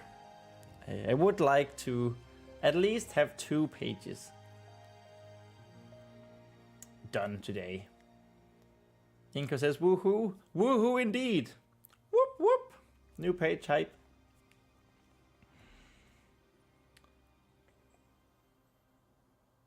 When lights give you lemon, make ground induced lemonade. Unless lemon is a wonderful yellow bird, then that is your real friend that you made all along.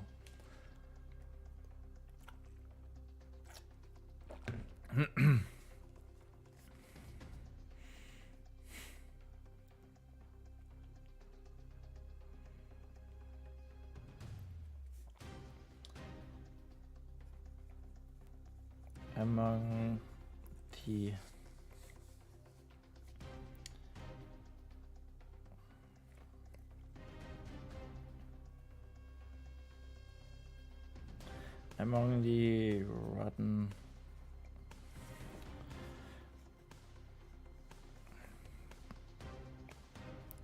food continuously.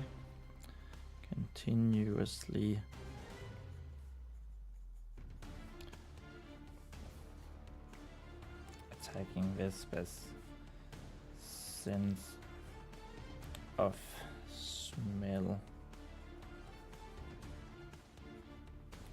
She had managed to ignore it for a while.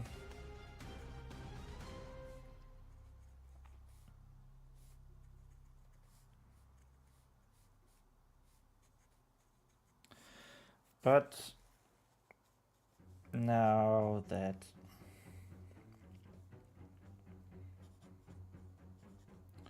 desperation kicked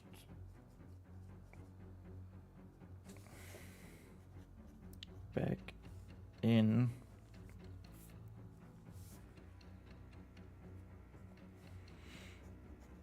the overwhelming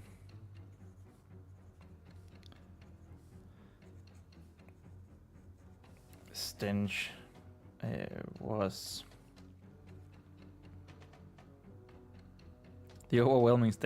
overwhelming.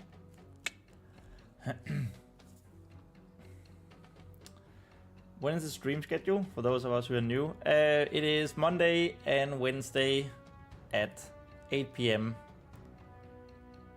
in the evening, from 8 to 11 p.m. Central European summertime. I should probably have a post or a pin thing somewhere where that actually so you guys could see it. Yeah, I need to update some stuff. It says the man who killed the bird off. He killed a bird. I did. It was Lemon. Lemon died. And then Vespa, in an attempt to save her bird, Lemon. Lemon is a yellow budgie. In an attempt to save her, Vespa basically killed herself by accident and woke up in the realms of death, from which they were sent back into the realms of living by a spirit. I did kill a bird. It was a terrible moment, but it was needed because I needed the two of them to become spirit bound, which is a thing in my universe. And the only way they can do that is by actually dying and getting back to the realms of the living, to the lands of the living. It was a tough chapter when that happened. Even though I knew I wanted to do it all along.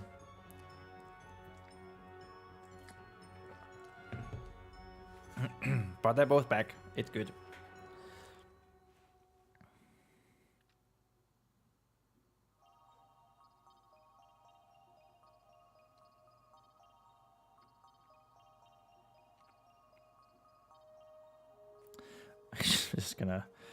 just gonna remove overwhelming from here and actually write it over here. Overwhelming.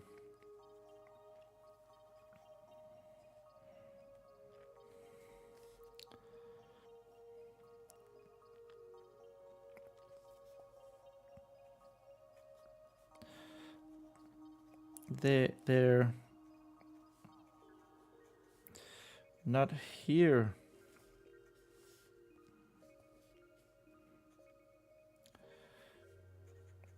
Vespa wasn't sure if she was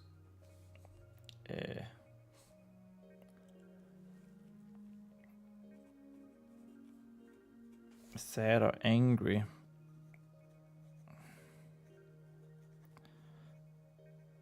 about the fact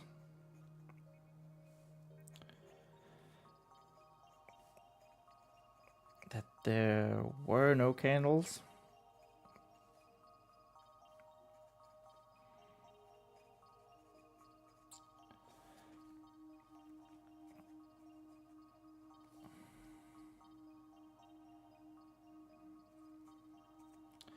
But she threw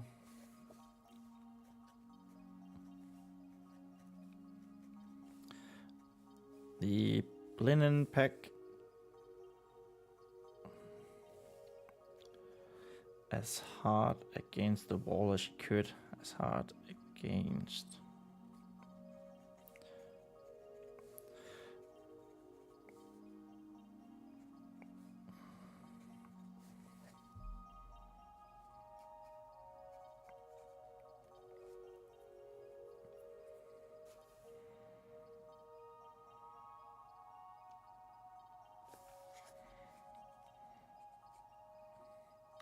Slimy splat. Splat.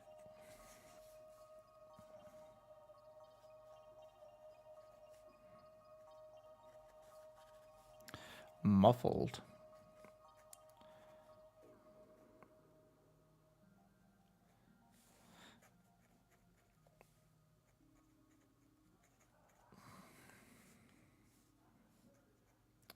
From the inside.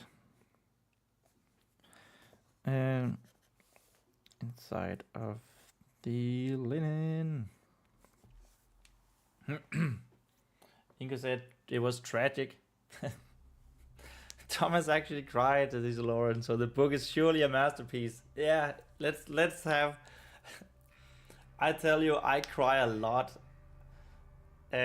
So I don't think that's necessarily an indication that that what I'm writing is a masterpiece. That would be earnest sarcasm, but I don't know how to signal that. I think you did well. You didn't even have to have that extra comment.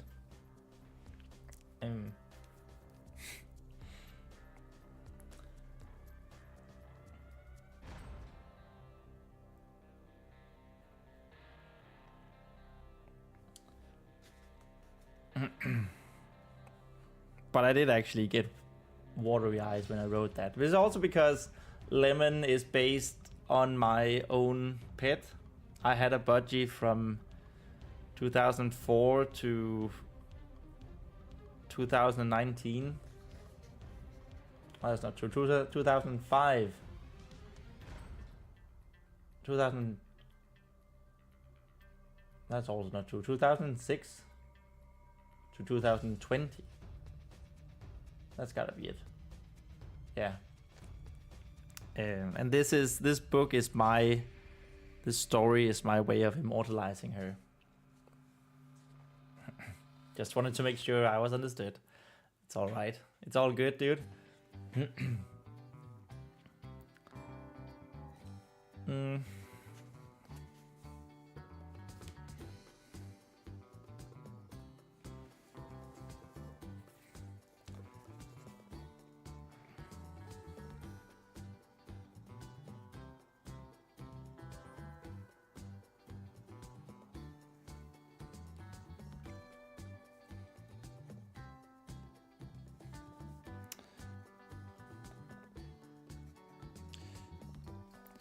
No candles.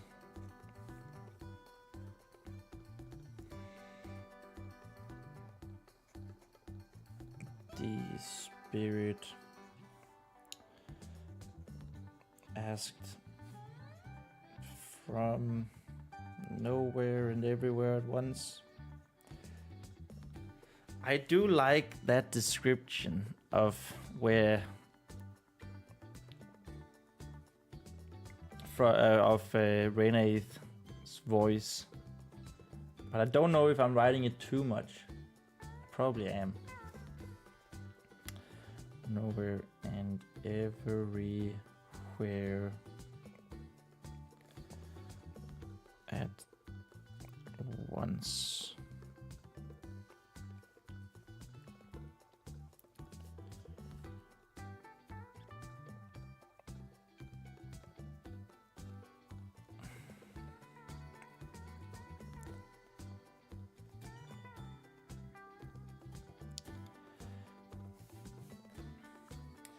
As long as I had 2 Roborovsky hamsters when I was a kid. They don't live long.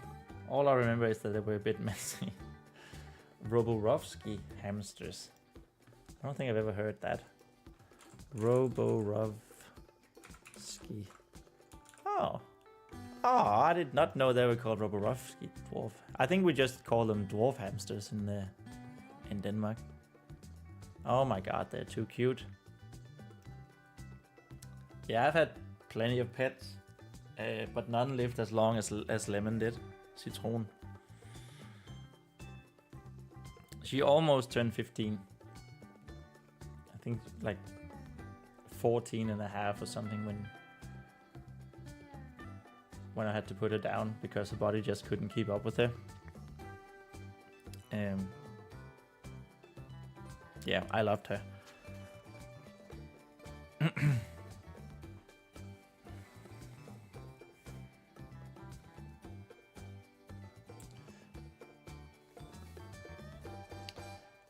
Lemon whistled and trilled with comfort,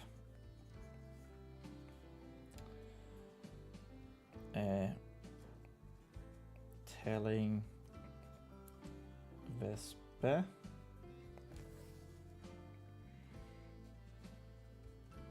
asking Vespa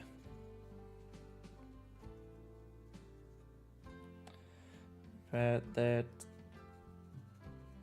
there might still be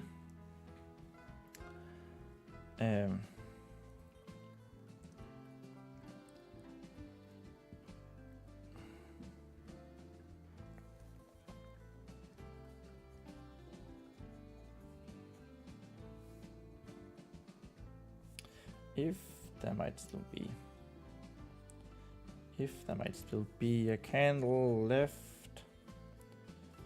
in the lantern.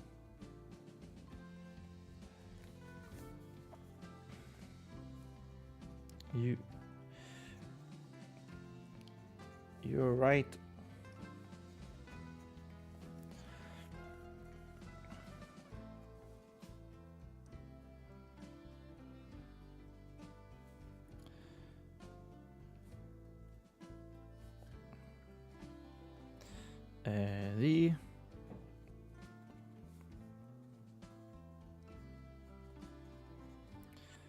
The sniffle that followed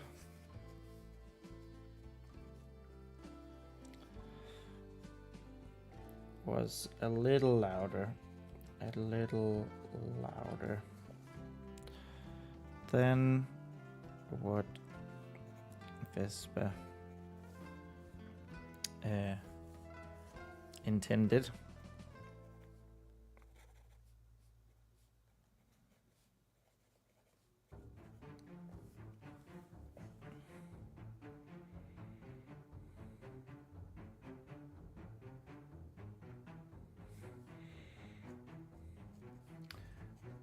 If she could just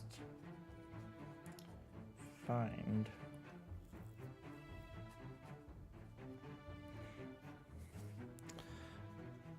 the lantern, there would still be some hope.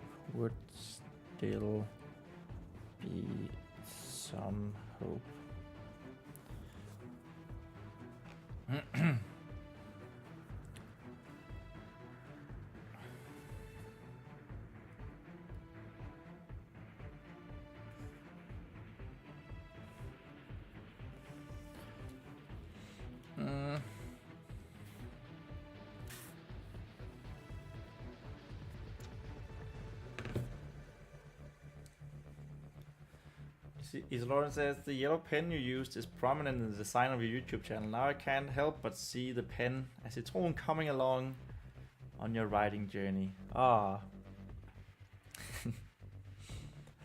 Oh, that's beautiful. I really like that. I never thought about that. Other than I just really, really, really love yellow as a color. And it is no coincidence that Citron was yellow.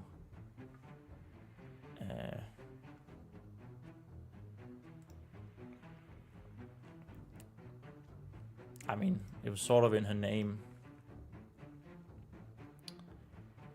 I just wanna... I do have a picture of her.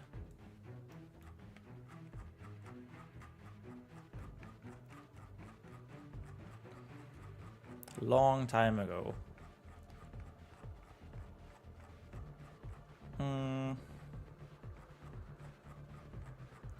I don't remember. Yeah, there she was. This was Citron. Well, if it isn't Mother, welcome to the stream, dudes. I hope your shooting has gone well. But I mean, just look at her. Ah, she's so precious. She was so precious. And so beautifully, brightly yellowed.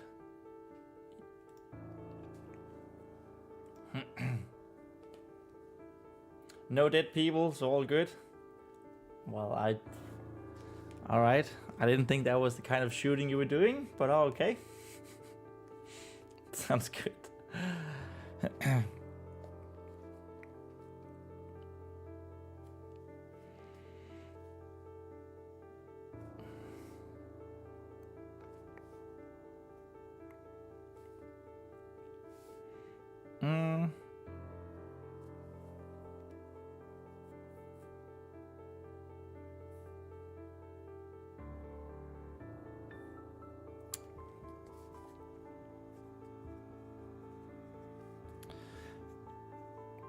Vespa fumbled around on the floor.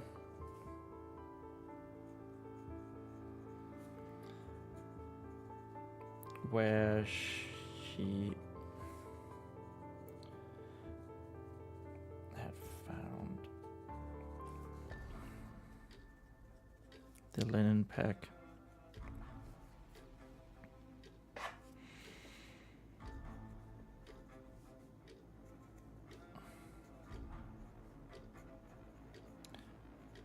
No lantern.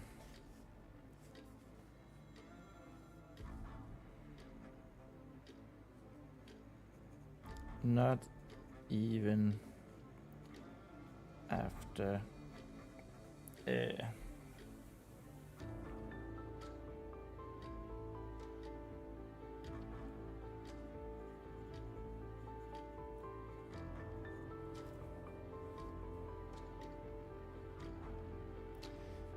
after searching in a wider area. This is not a good sentence. Wider area.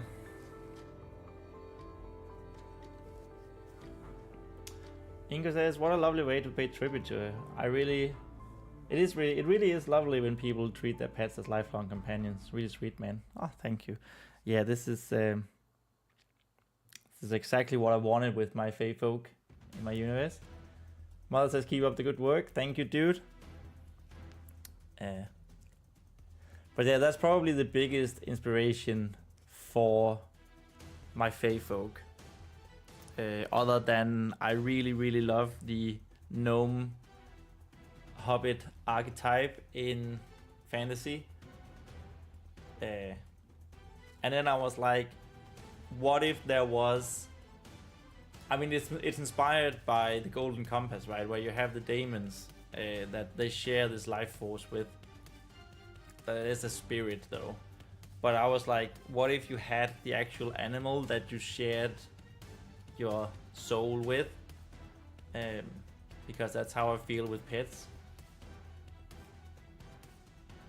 And you know, you don't have to worry about them dying because they die as you do.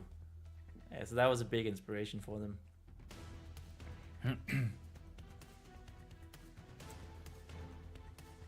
So they live longer, much longer than a normal animal would do if they are spirit bound to a fey folk. Lauren says, we had a budgie when I was a kid. He was a bit unfriendly though. His name was Pepsi. Aww. He was blue, white with black spots. Classic budgie. We also got a green and yellow one we later named Fanta. Oh, that's so cute. I love that.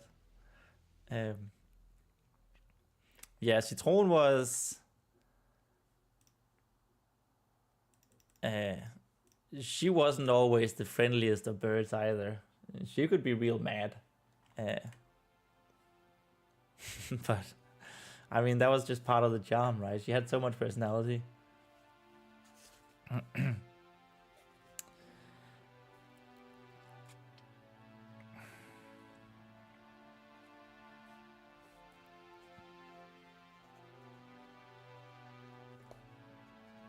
Vespa's heart sink.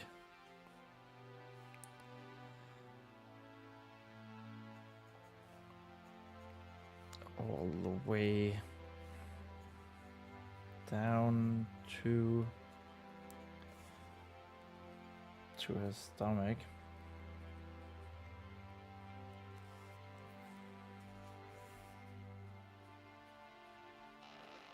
Though she still kept searching.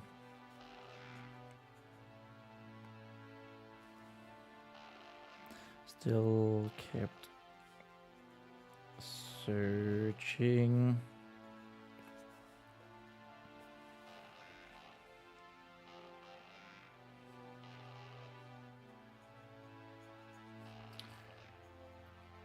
With an increasing panic. Increasing panic in her movement through the dark.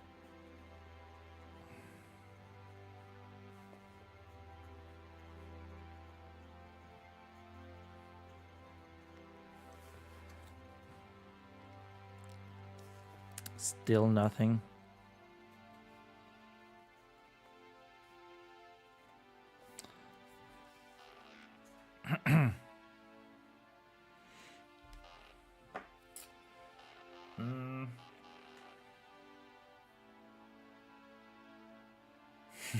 Movement in the dark.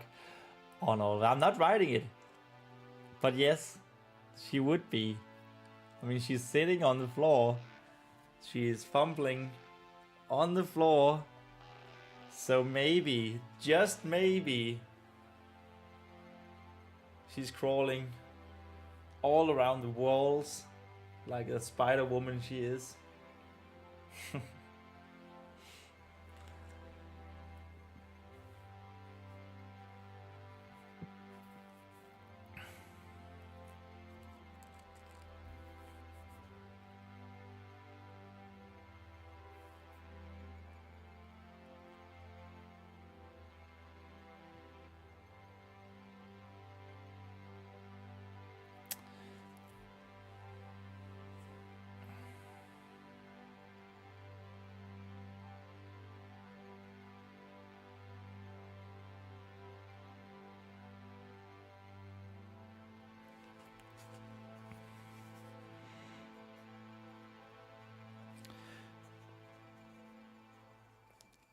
Tears began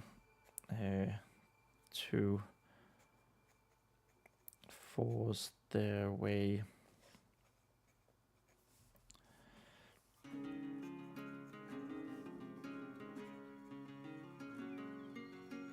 from Vespa's copper eyes. Copper eyes.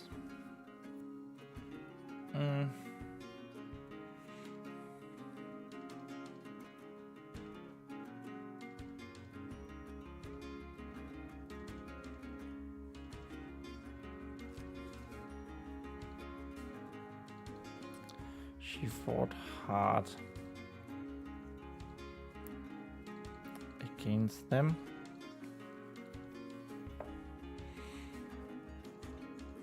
But it seemed to be of no use.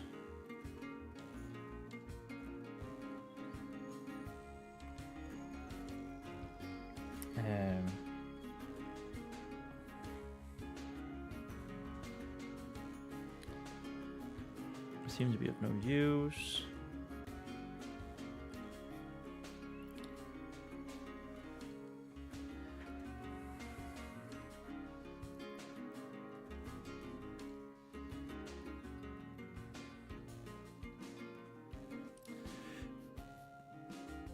The situation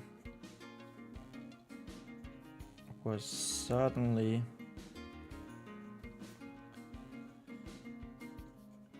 weighing heavily on the little girl's shoulder.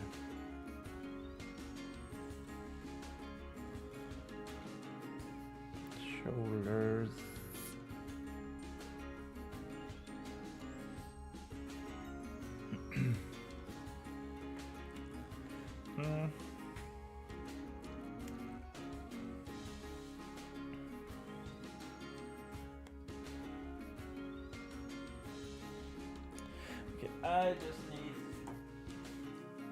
I need to go to the bathroom real quick.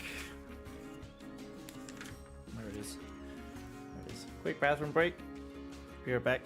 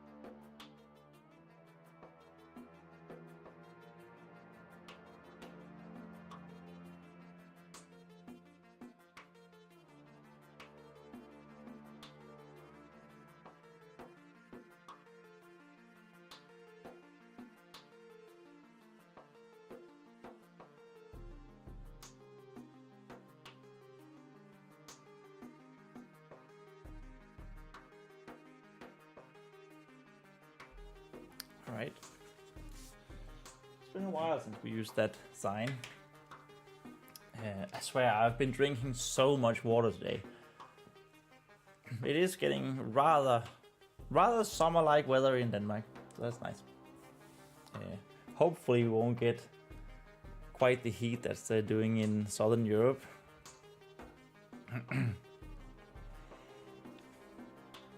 Right now it's a-okay.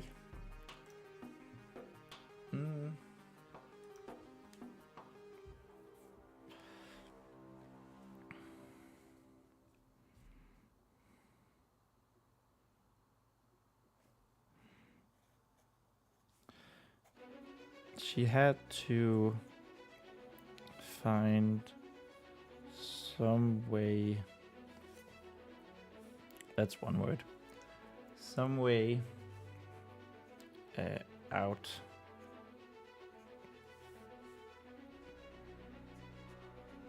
the catacombs.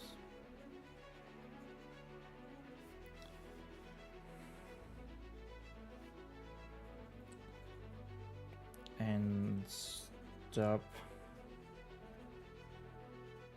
Squire Ronean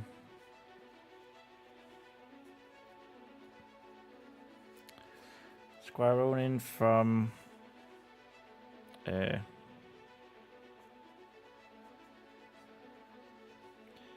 killing all of the Paladins.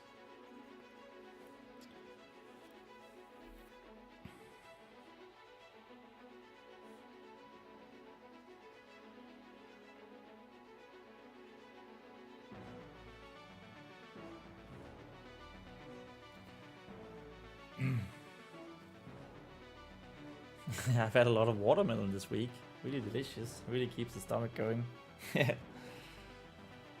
Yeah, watermelon is great. I bought a pineapple today. Like an actual pineapple. I rarely do that. But I just thought, you know what? I could use that. And you know, pineapple is that fruit that, you know, it eats you while you eat it. So I always love eating pineapple. And then it just gets to a point where, you know, it's just, ow. We got one of the large melons from the Middle Eastern store. Nice. Nice. I assume the weather in Sweden is also nice and sunny right now.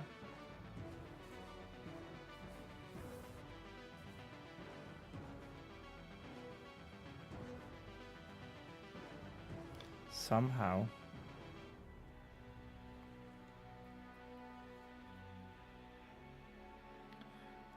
Or try to finally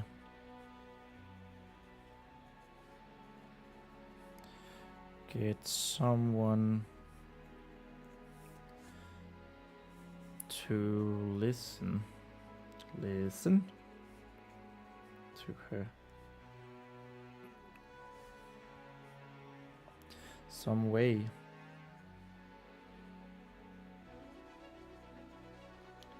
Well, we already had some way up there.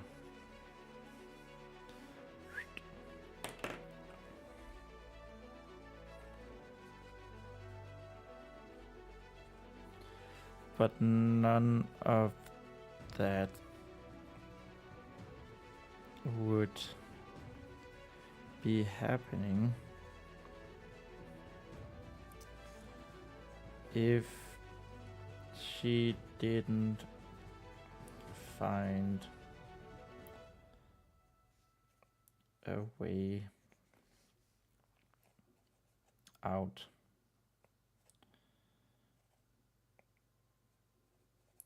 And she wouldn't be able to find a way out. She wouldn't. Way out of the catacombs. Everyone can say that that's catacombs. And she wouldn't be able to get out the catacombs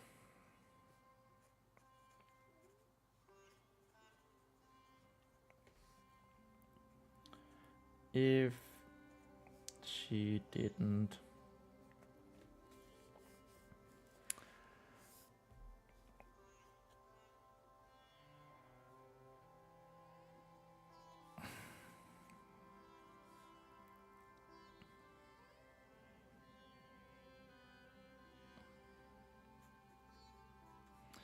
find the lantern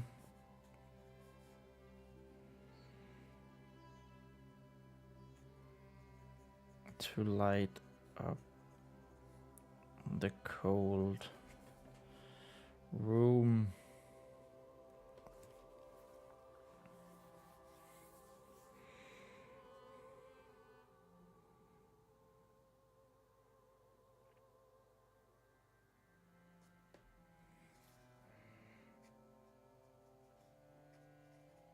Everything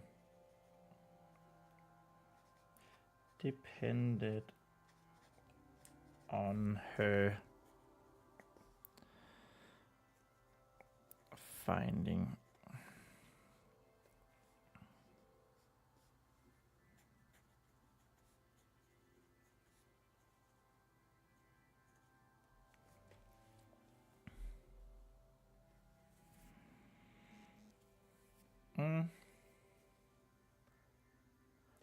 Sloan says it had been, yes. Oh yeah, sunny in Sweden. Though the recent days has been windy and a bit chilly, at least in the area I am. Okay, that sounds like Denmark as well. The sun has been really nice and really hot, really warm. But the wind has been quite cold actually. Like I went out today in shorts and t-shirt and on a bike. And it was actually a little chilly at some point. But when you were like, when there were no winds, it was awesome.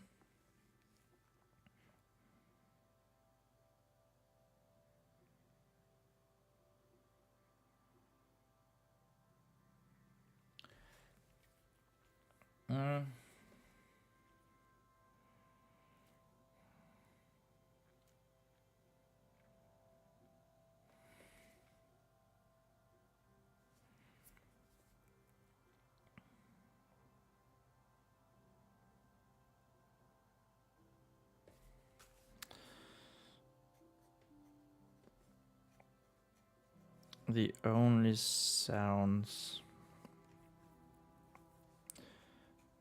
of the dark catacombs now were the howling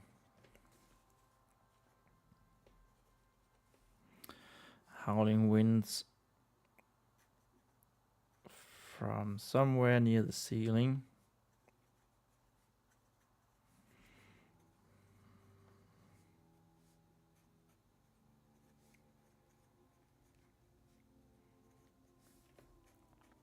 The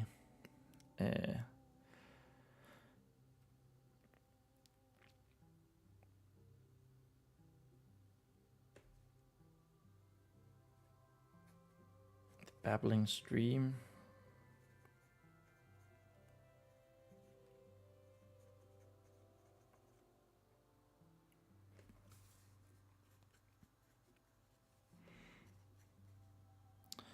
From somewhere.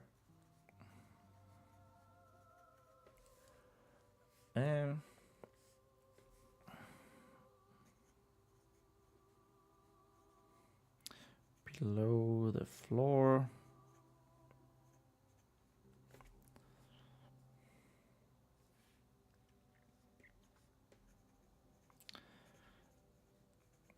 And Vespa sobbing.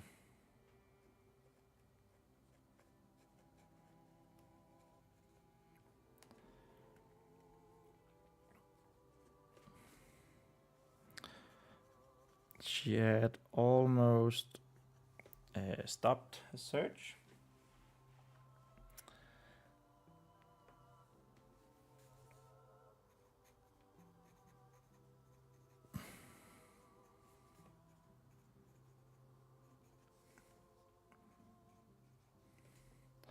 Search now,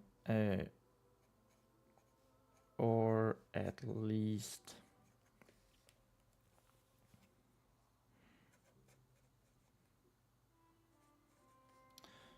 slowed it down.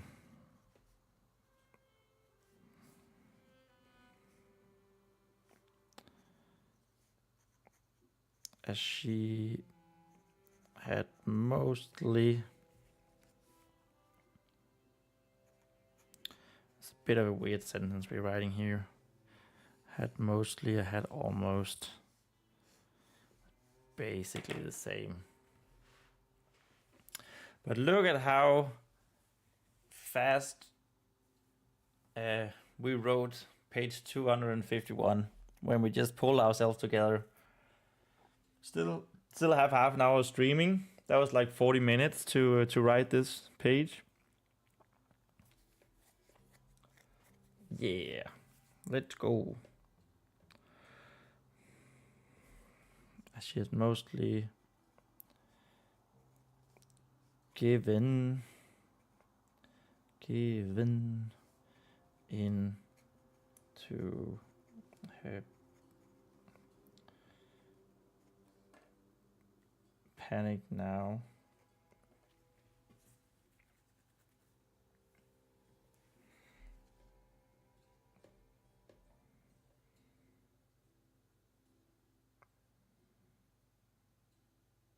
Is panic the right word? I'm not sure.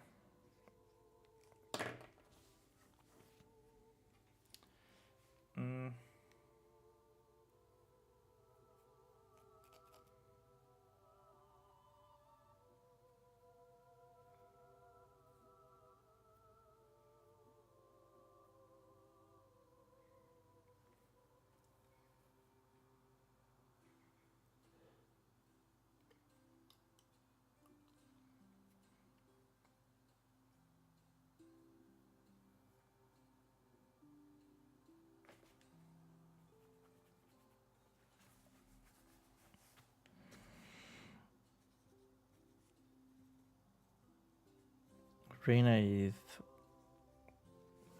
was silent.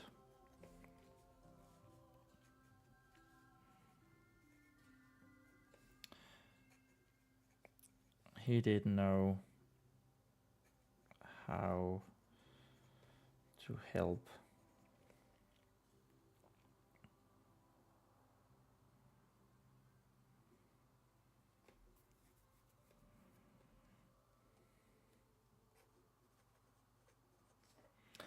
Lemon attempted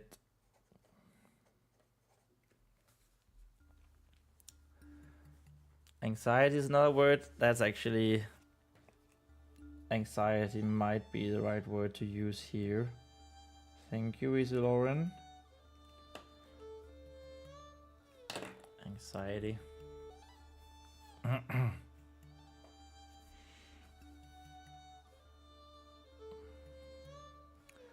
Lemon attempted to comfort Vespa.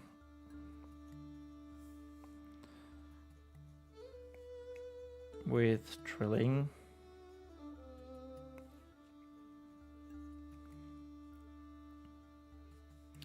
With low trilling.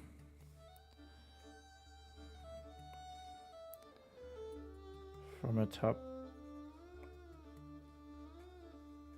her head.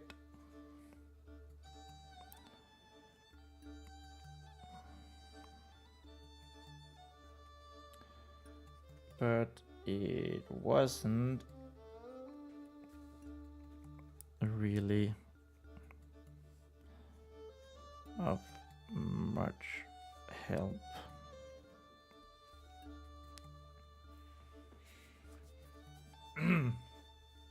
I think that was page 251.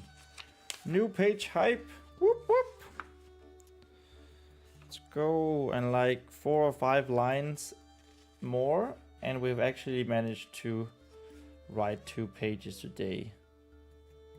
252.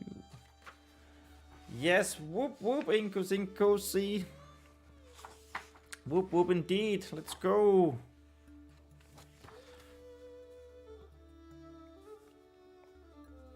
I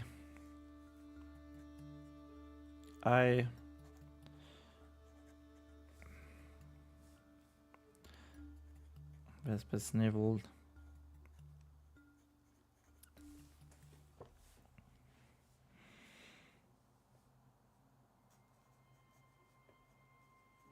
Trying her best to stop crying.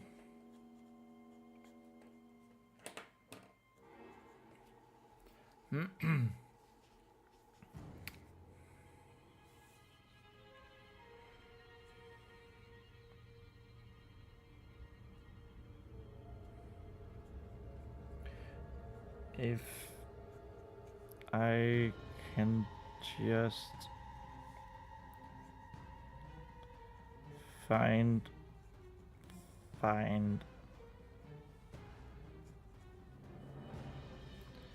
lantern, then we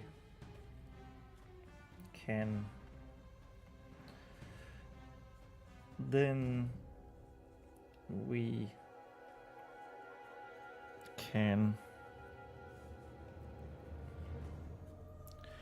She wasn't actually sure what they could do. Wasn't actually.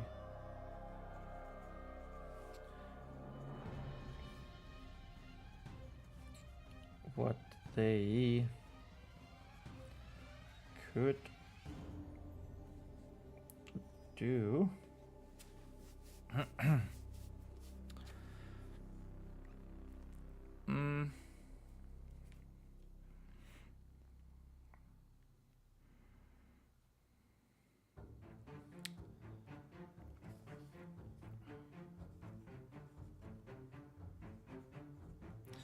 But she also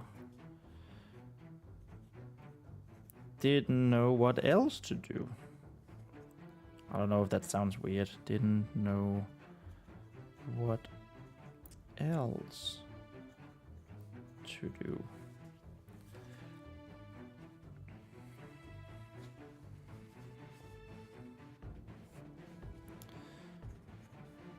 So Vespa kept on searching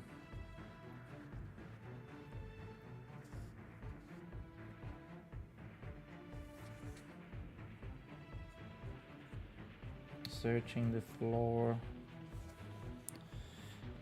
in the enveloping. I think that was second page of the day. So that's nice. We did it, guys. That was quite the sprint, actually. If I may say so myself. Now, we're probably not going to hit 3 pages today, but it's all good.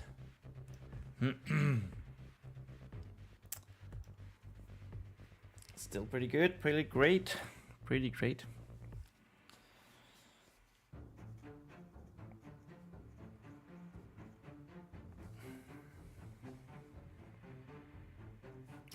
Slow as she was.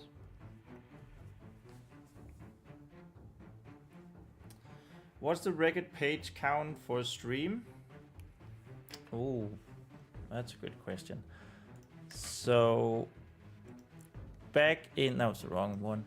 Back in November last year when we began, I streamed for like 8 hours some days. Because I had the goal of reaching 50,000 words in 30 days. But so yeah, it was probably the last day with 3,000 words. Almost 9 pages. This first one here is 8 pages, and this second one here is lines in this formula. That goes in this book here. There is 39 lines per page, so almost 9 pages is the record. But that was, I think that was a little over 8 hours of streaming. Yeah, it was the last day of November. Before that, it was 2,600. Yeah. Which is a little over 7 pages. Also, the organization is really intense. That's awesome. Well, I had to. Okay, so I was challenged to do this NaNoWriMo challenge, 50,000 words in 30 days. And when I write by hand,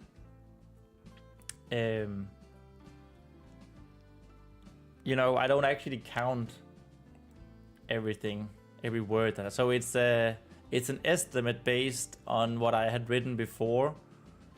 So for my fly short story, I wrote this much.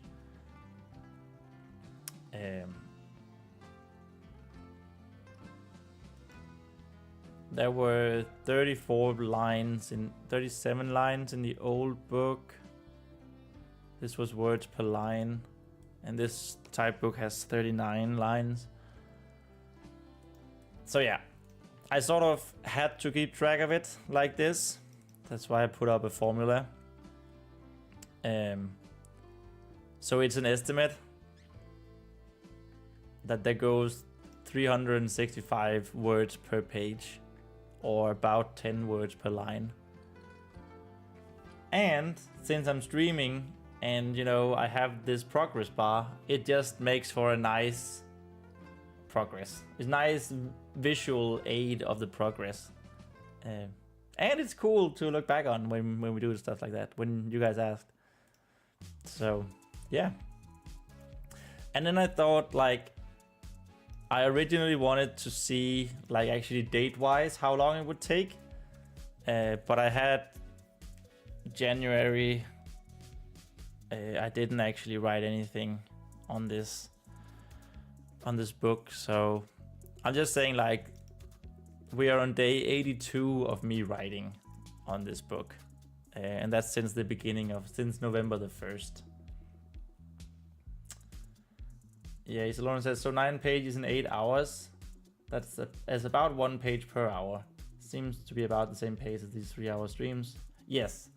I usually say that my pace is a page per hour. Sometimes better, sometimes less. But yeah, I would say the average is a page. The average pace is a page per hour.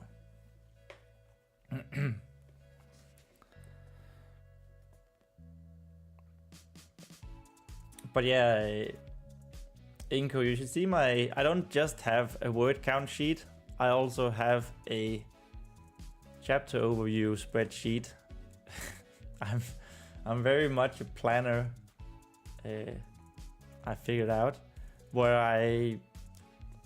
I write down what chapter I'm in, where I'm in the hero's journey, what I need to introduce or to promise, what my main plot should be, what my subplot should be, and then the tension level, how it should rise and fall.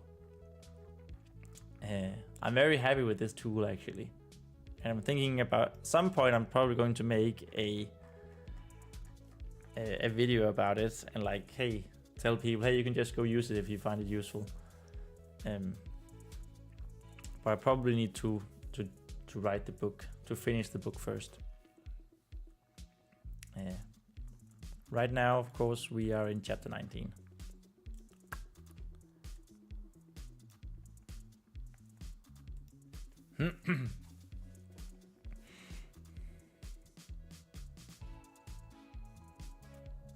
Okay, so now she finds the torch. Not the lantern, but the torch that she fell down the very first time she was here.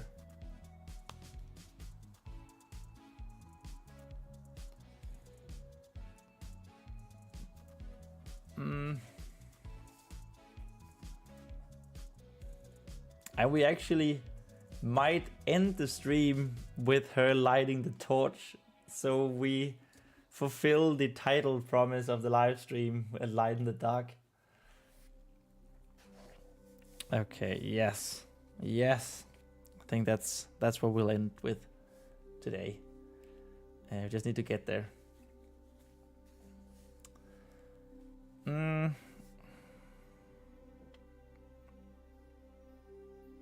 Will she stand up to light the torch? I mean, it works so well so far, hasn't it? With her being on all four. She's going to be on all fours for the rest of the story. Just grabbing stuff in her mouth and light the torch and light it. Big brain plays. No more all fours action. Sorry to disappoint you, no. Probably not. Probably not. I say probably because who knows what the future will bring. I give this book 4 out of 4 stars. Not 4 out of 4 legs. Or 4 out of 4 limbs.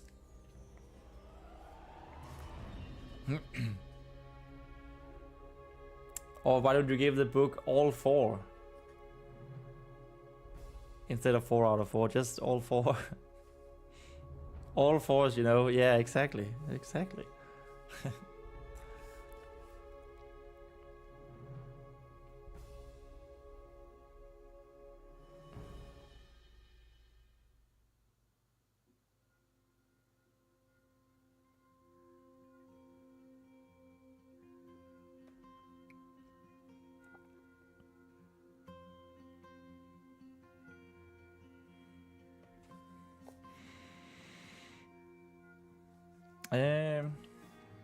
Still need to write it though.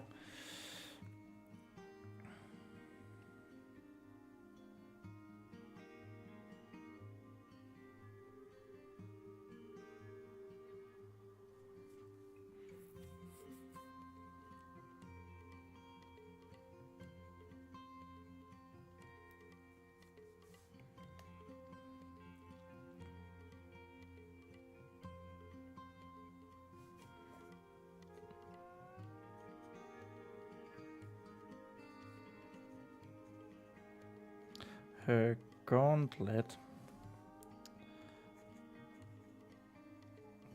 bumped into something. I don't actually know if that makes sense that it's her left hand.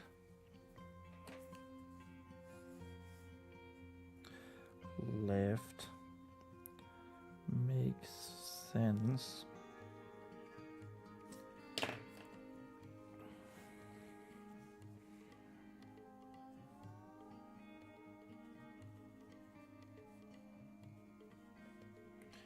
Sending it as scraping. A little bit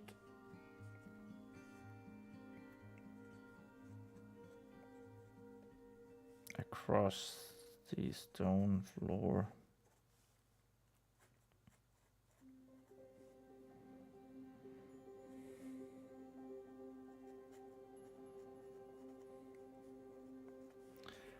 Stopping Vespa's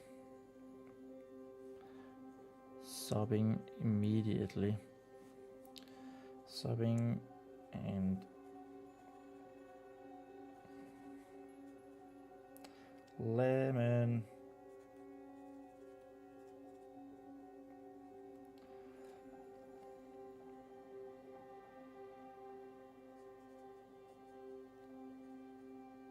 Trilling immediately.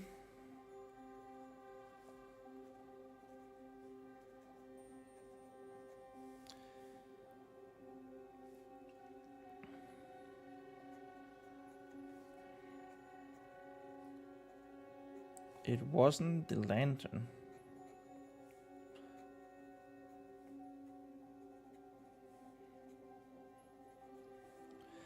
That Vespa had accidentally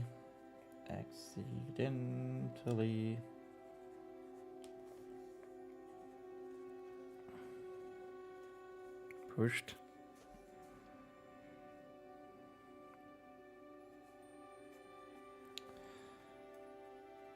The sound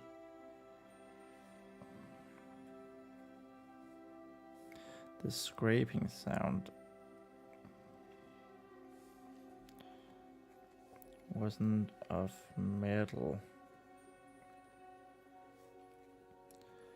against stone.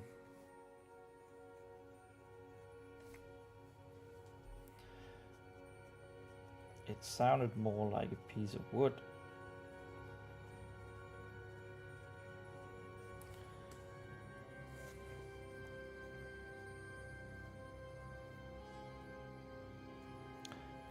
Like a heavy piece of wood.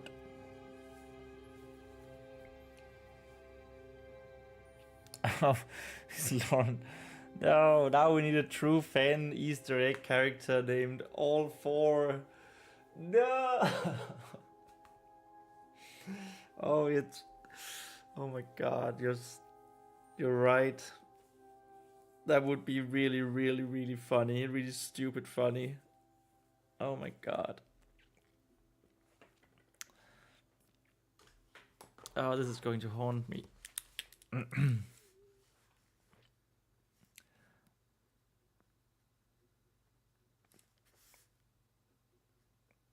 Easter egg character. All four.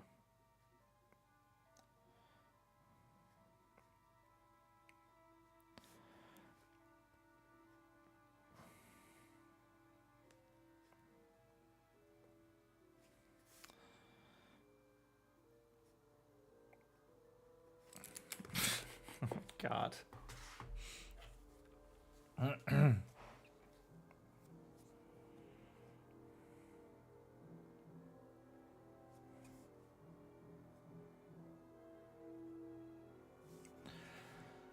Like a heavy piece of wood.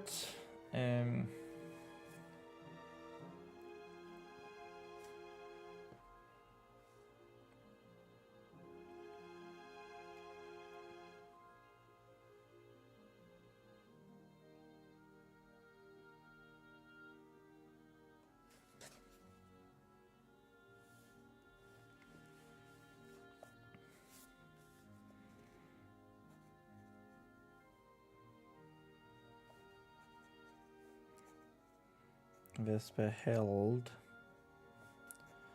her breath as she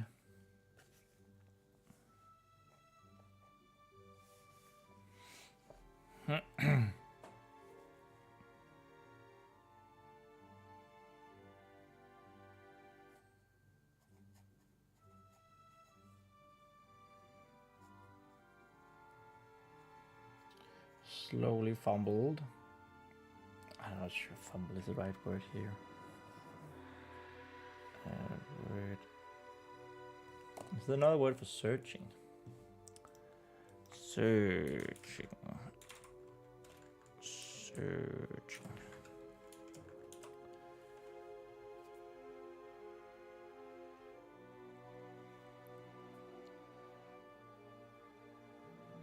She slowly explored. I quite like that. Rummaged. I feel like rummage is something you do in like a chest or something, or a trunk. Yeah, I'm going to. It's a great slow search. It is a good slow search word, actually. Rummage. Yeah, but I think it is more like.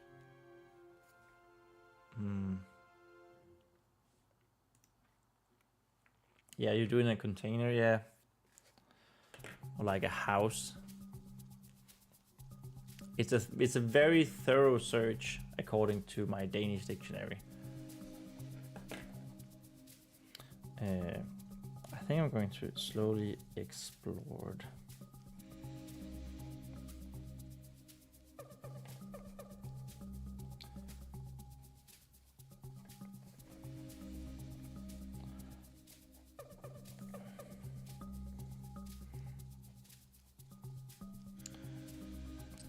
From where this scraping came from.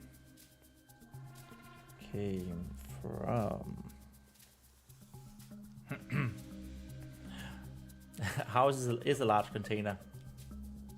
Yes, I guess that's true.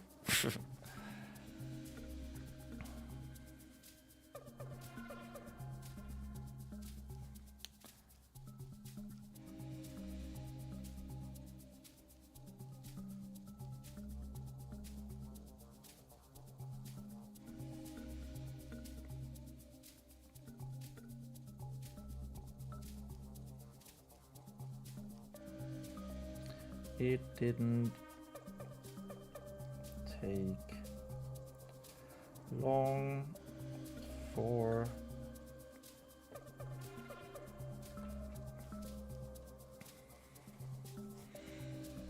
to find the source.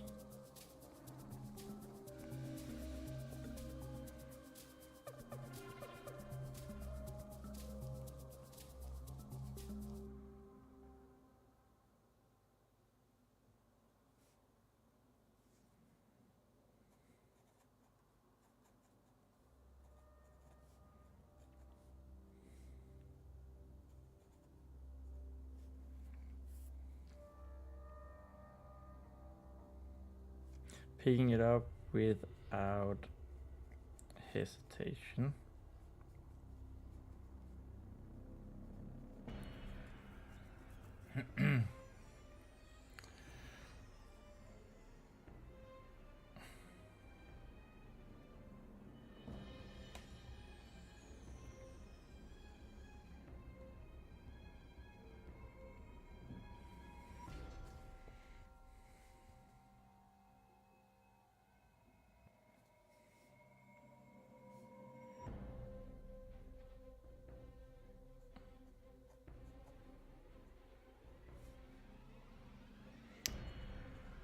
It was indeed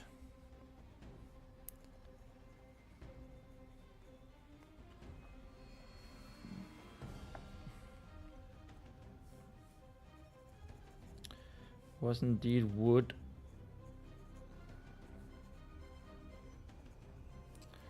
Vespa quickly concluded.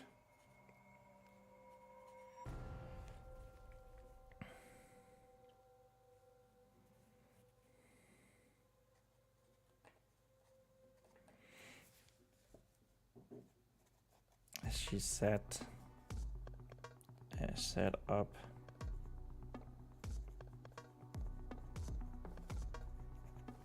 She sat back up.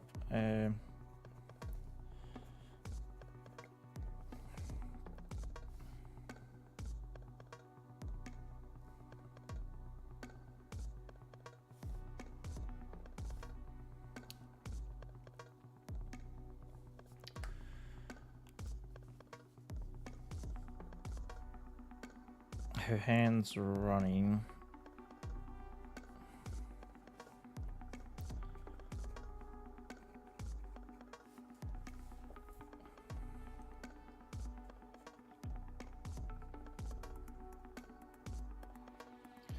Running all over the stick.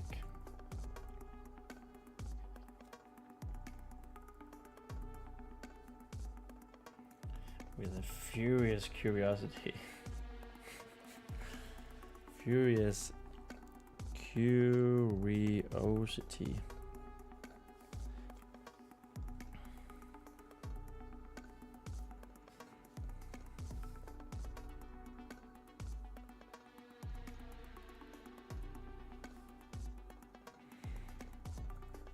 But it wasn't just a stick.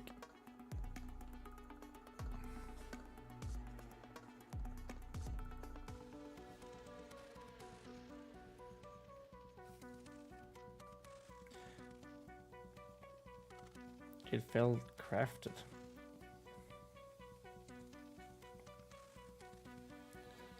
Somehow. Even if it still was a little rough, even if it still was a little rough.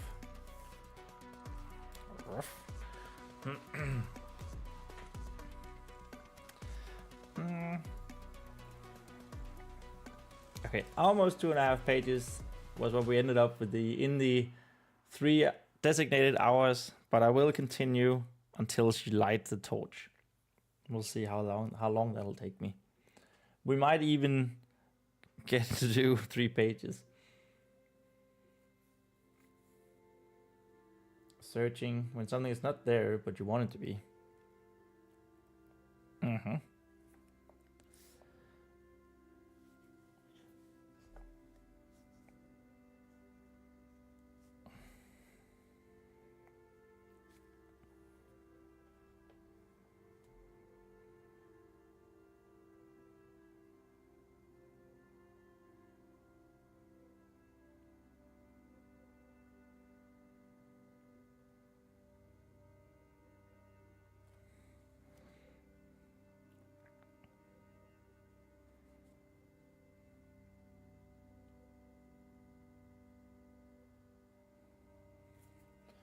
Even if it was a little rough.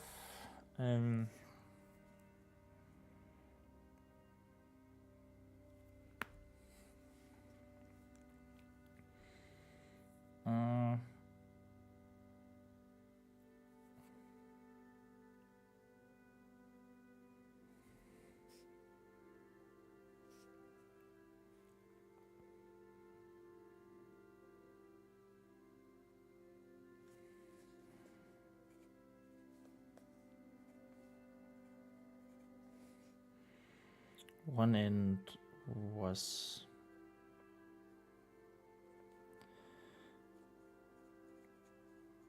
covered with something.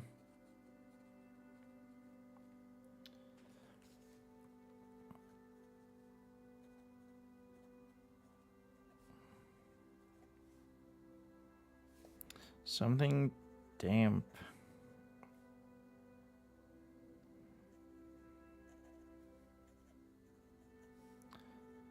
but still cloth-like.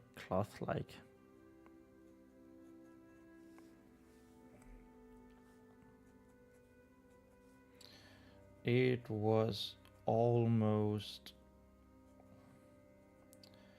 as if the thing she was holding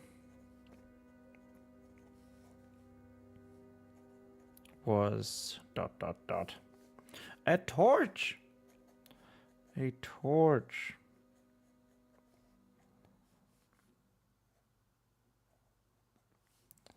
That's an R. Everyone can see that's an R.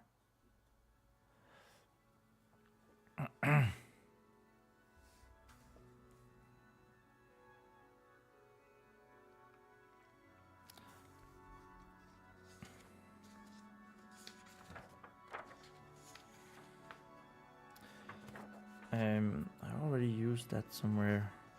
I was about to say that it echoed through the catacombs, but I think... yeah. Echoed.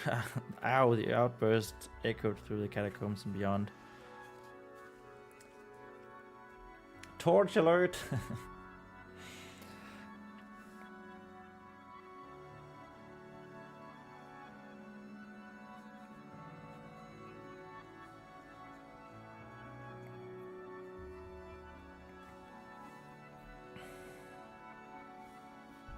The shout shot.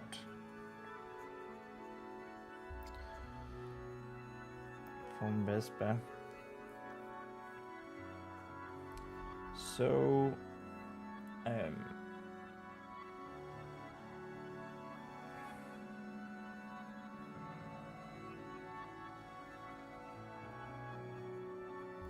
so suddenly,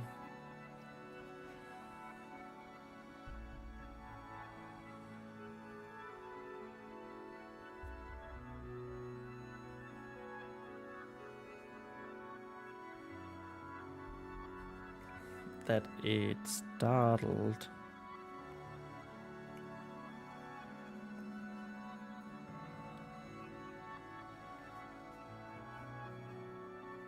the bird on top of her head.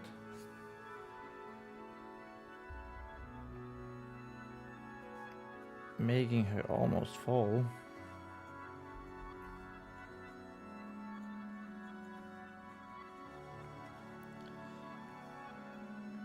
If it wasn't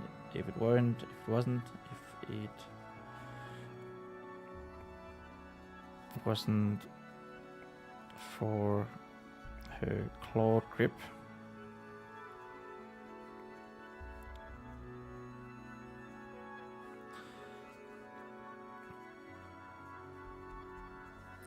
Before traveling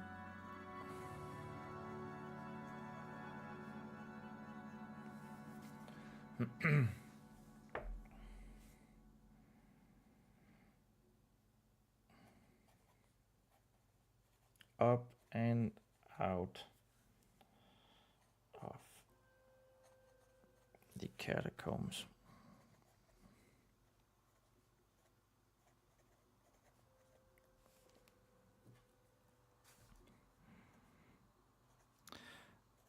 Lemon. Ronean.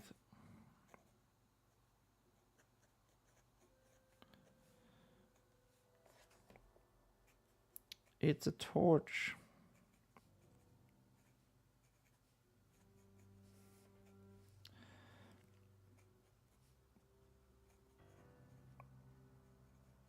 I found a torch.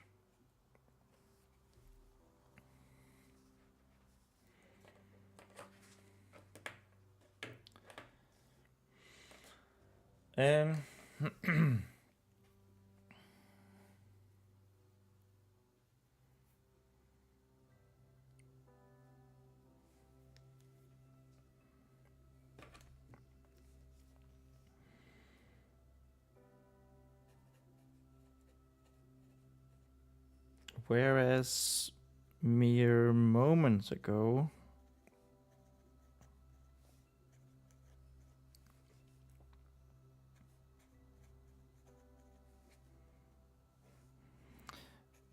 Vespa had been fighting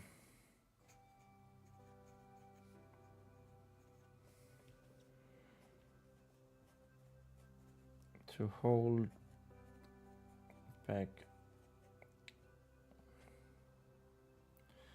her tears.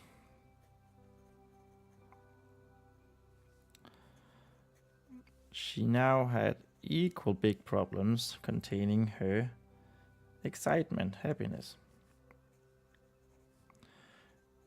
Equal big problems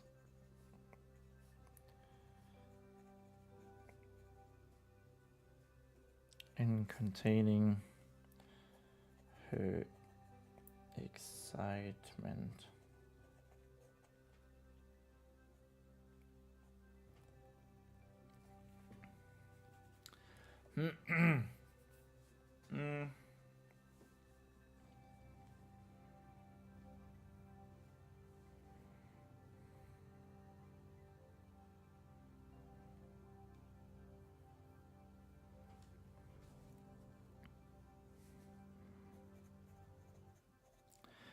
Where did the torch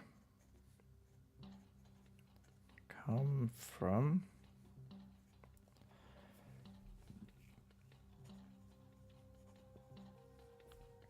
Vespa couldn't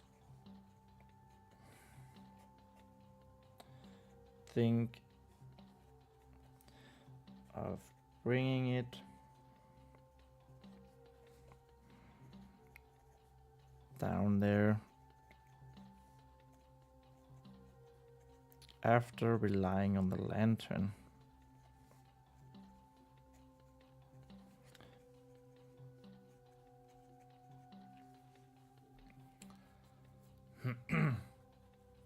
Inko has to plot out each scene before you write it or wing it. If you go back to my chapter overview document, I very much plot out the things that I want to introduce and like a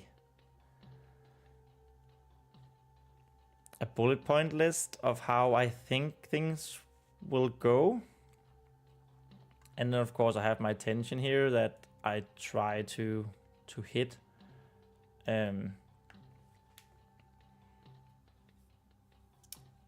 But the chapters themselves, like, I do stray. Oh wow, another part of the chart. Yeah, exactly. Yeah, maybe you did miss it before. I showed this planning document before. So I have bullet points for what I want to have happen. But I do stray from it as the chapter evolves. This is so neat. Ah, thank you. I think it works great as well. But yeah. So I'm very much a planner, but I do tend to discover the chapters as well. With whatever I feel like makes sense.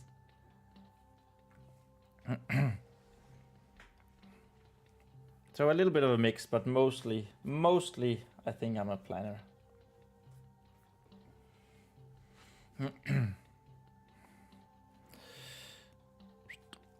After relying on the lantern for so long, I actually think I mentioned earlier that she didn't use the lantern.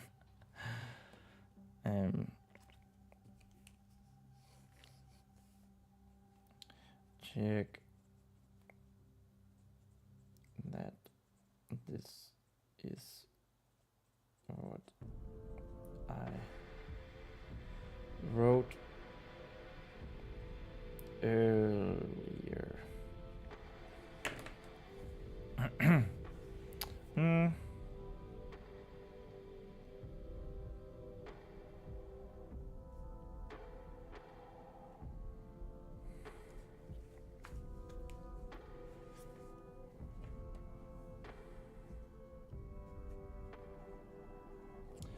Then it hit her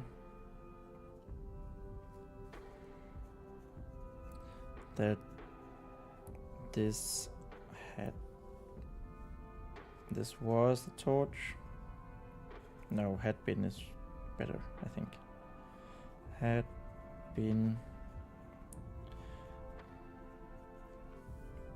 been the torch.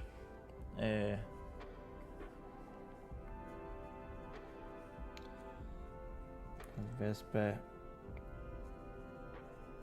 had carried when she fell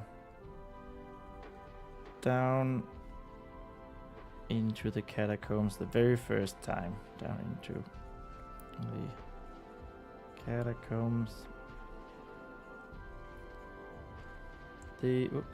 The very first time.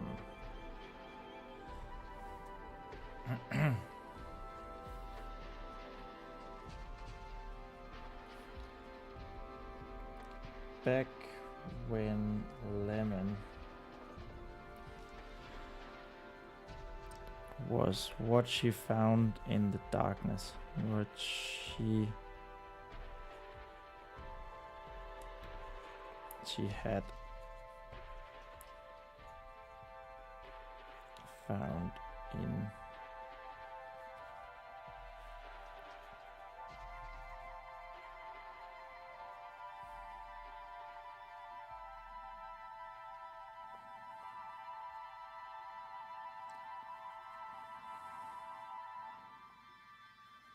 and a fire had saved her.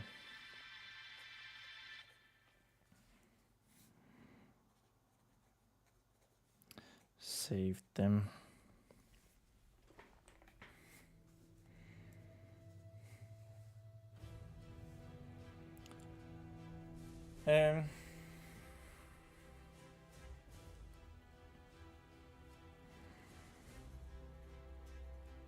Vespa almost couldn't believe her luck.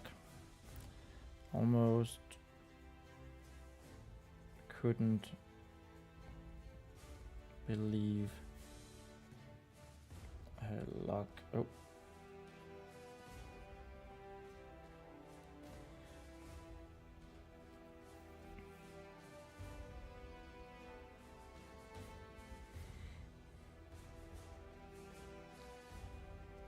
If she had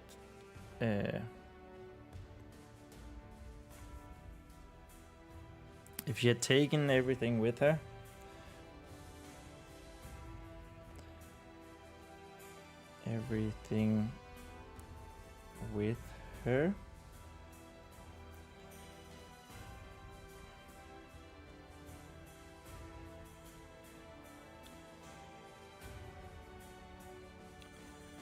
to throw it away,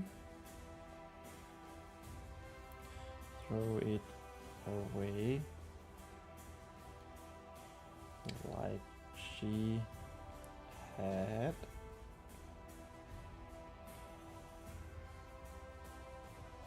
intended.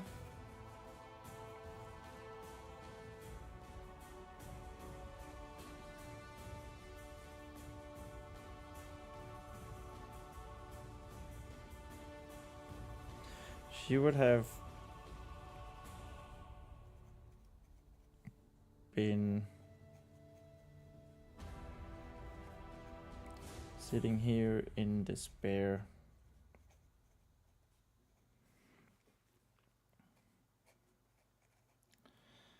feeling terrible, thinking about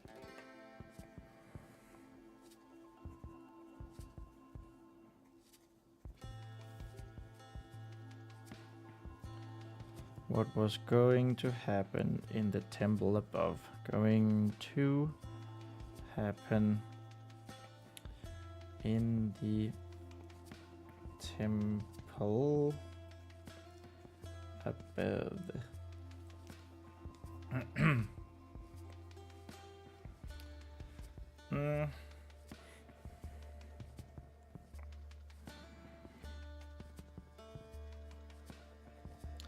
Lemon interrupted. Interrupted her thoughts with 3 loud whistles. 3 loud whistles.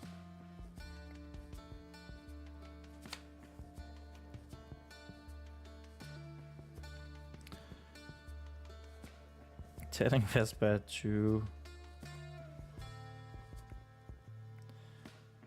light the torch.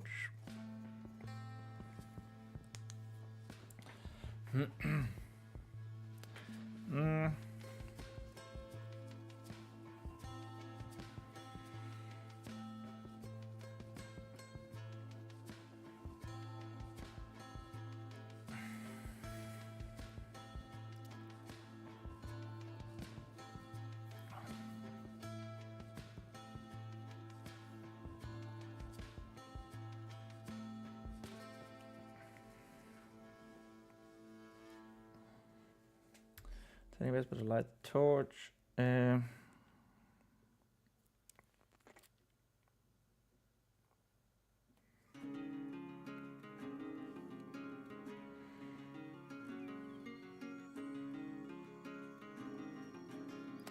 Yes, of course.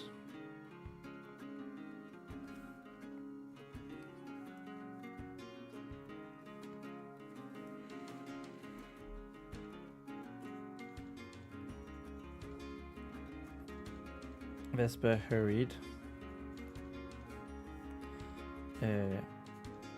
to find where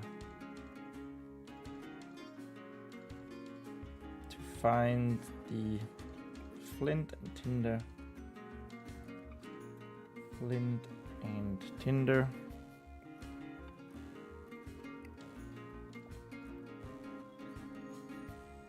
She had pulled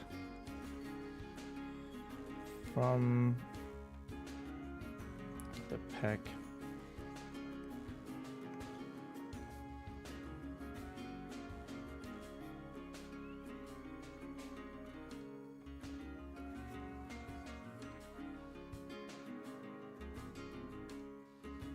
In what felt like another lucky moment. Like another. Yo, that was page 252. New page hype. Whoop whoop. Whoop whoop. We go to page 253. Let's go.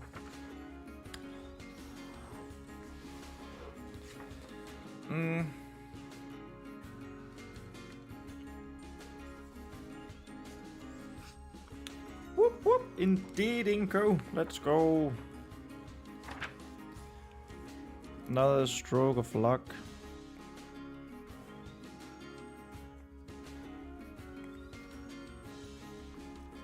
Can write better. Yay, I love starting a new page with messing up.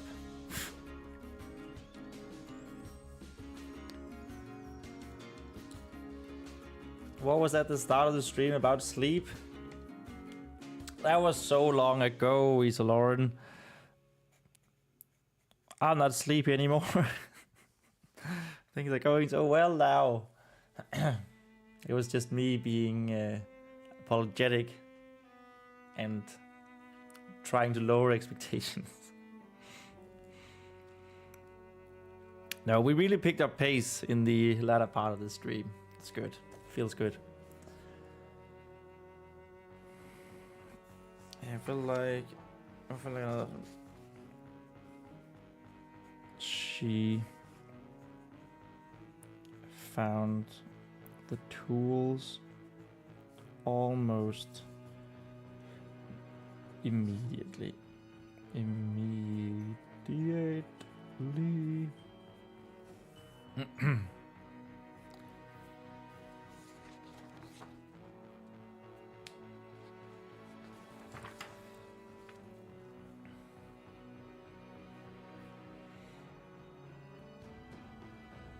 We were started to let you cook. Maybe. I do think I sort of pulled myself together. But there wasn't so much discussion about crawling on the walls, that's true.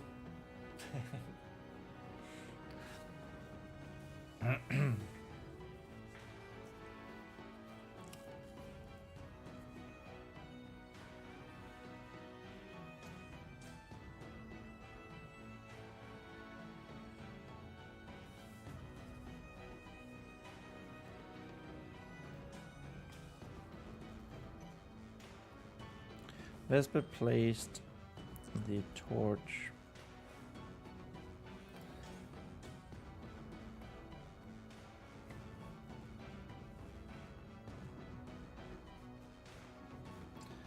on the floor in front of her.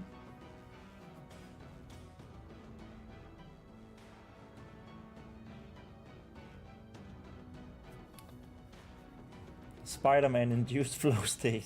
No, not Spider-Man. I love Spider-Man though, so yay. Maybe.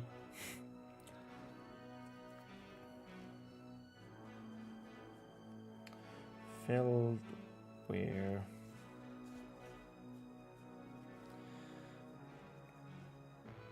the damp cloth was.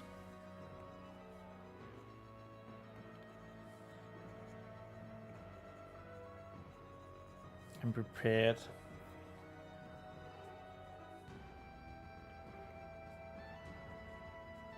to light it.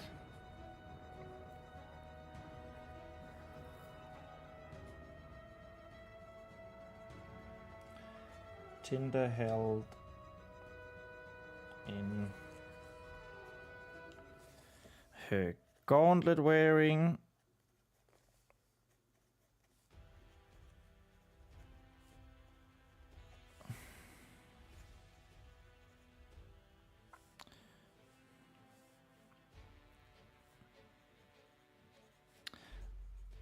And the flint in her right.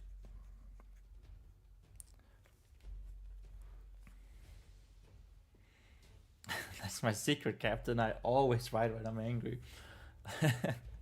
I always do my best writing when I'm angry. I'm always angry. True. Maybe that's the. Well. Maybe I need to be a little bit careful. I don't want you guys to agitate me when I'm writing, just to bring out my best work. By the way, that was 3 pages.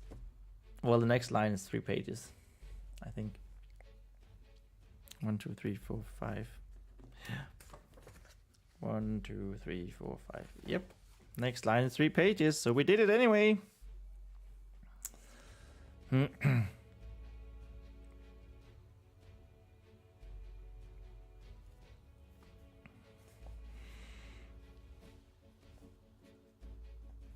She took a deep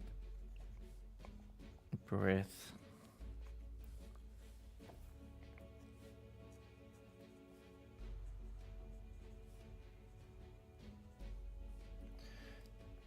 Cold air almost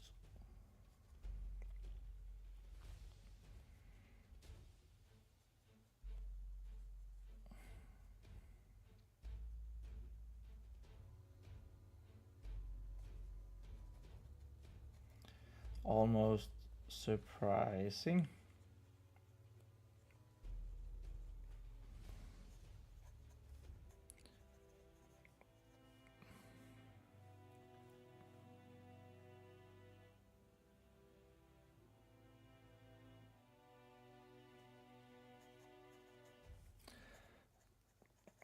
But Vespa managed with a faint cough. Managed with a faint cough.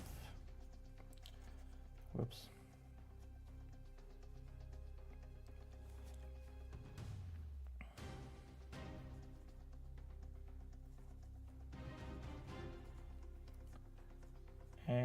focused fully.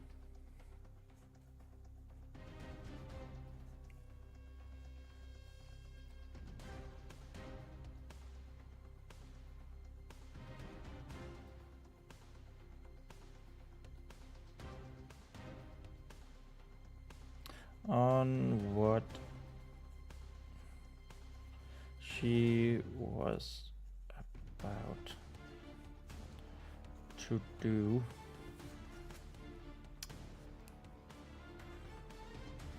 Inka says you've inspired me to pick up my sketchbook and finish the damn thing. I got 3 pages left and have been procrastinating finishing for 2 weeks. Lol. Oh dude, that sounds so awesome. I love it. I love when that happens. That's so cool. Thank you for letting me know that.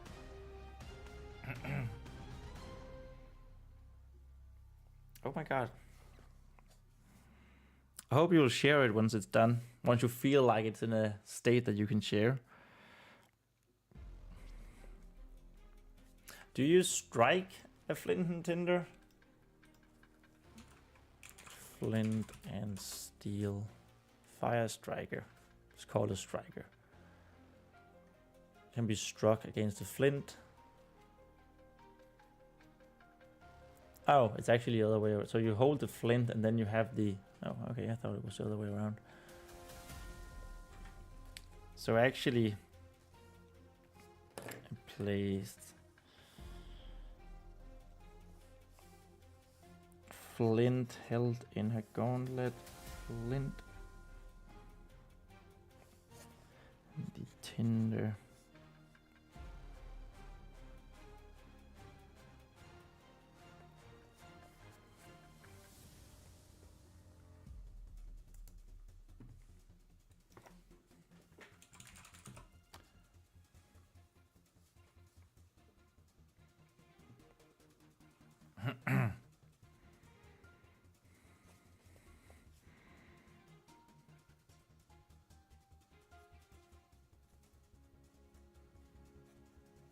A strike to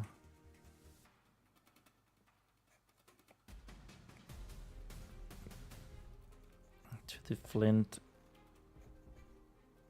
with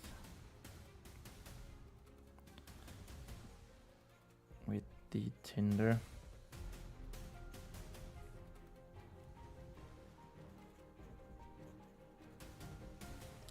Sparks illuminated.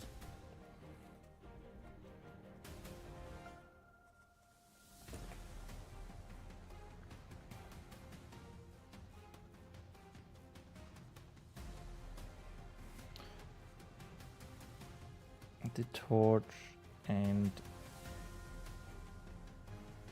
Vespa's hand.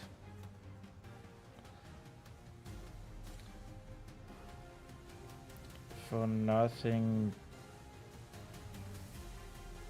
but the blink of an eye.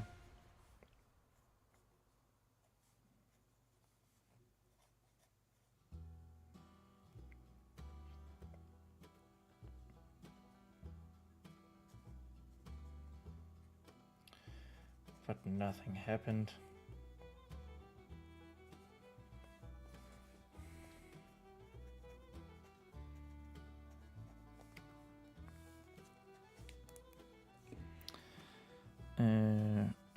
Nothing.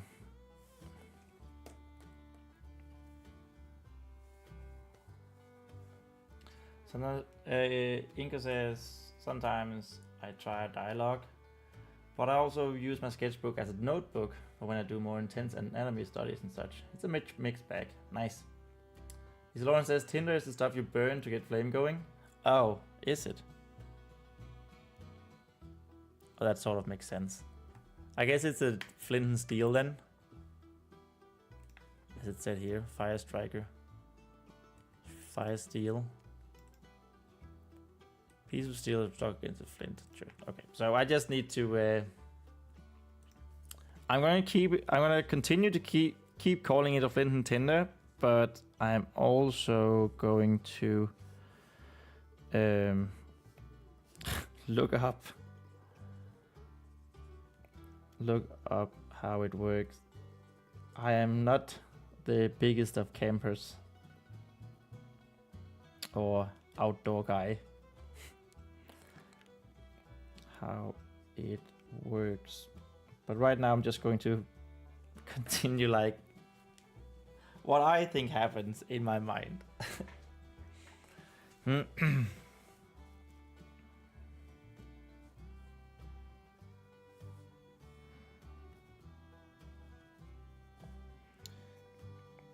Vespa struck the flint again.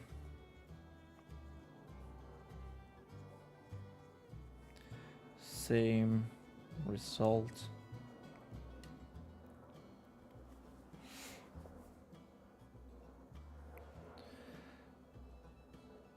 Or lack thereof.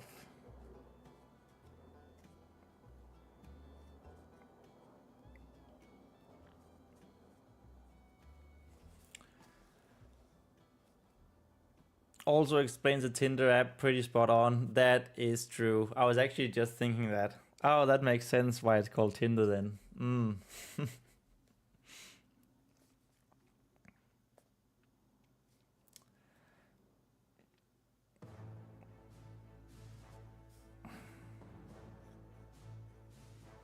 She could feel tears pressing again. Once more. Let's go with that. Once more.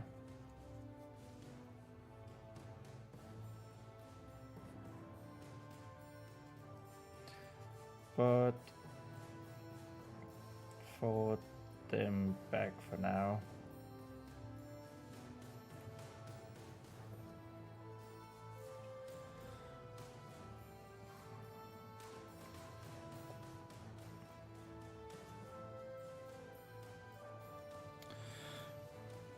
What if the torch had burned out?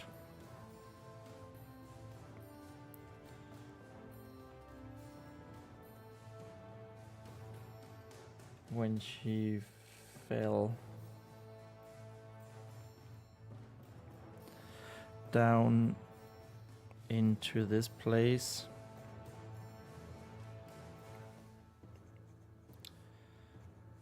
She hadn't tried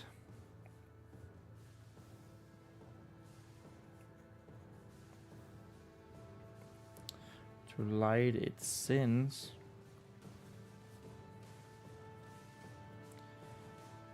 She had no need.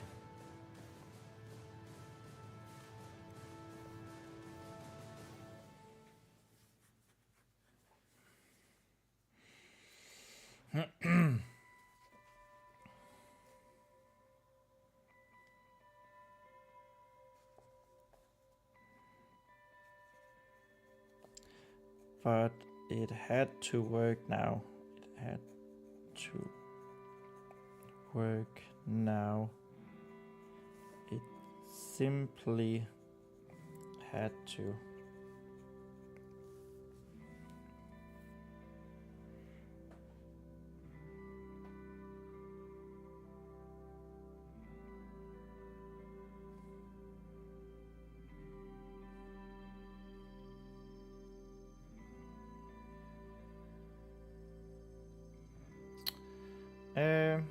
There's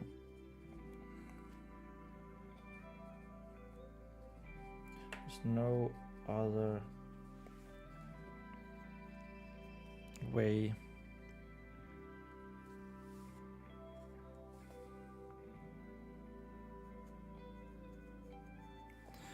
Teeth gritted. Vespa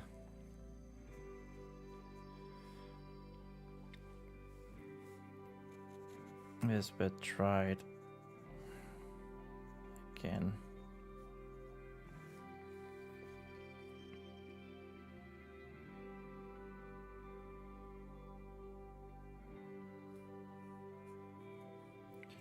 She stroked the flint. Oh, flint.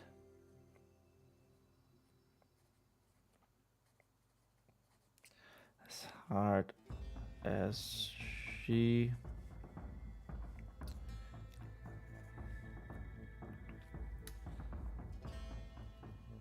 Isolorn says, wouldn't surprise me if Tinder and Tenna has the same etymological root. Don't know if Danish uses a different word for lighting fires. I don't know either, actually.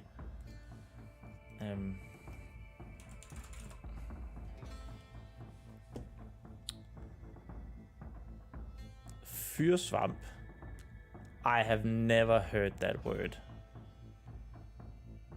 Ever.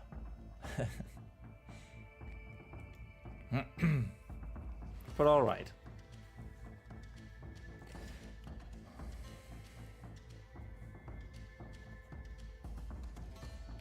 Sparks flying.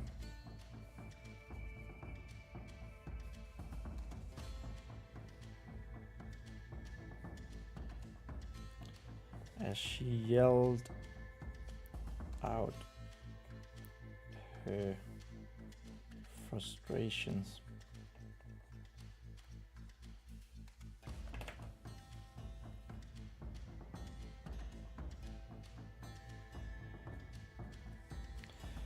To egg. I don't know, to egg something on. To egg something on. Nothing to do with the eggs. Okay.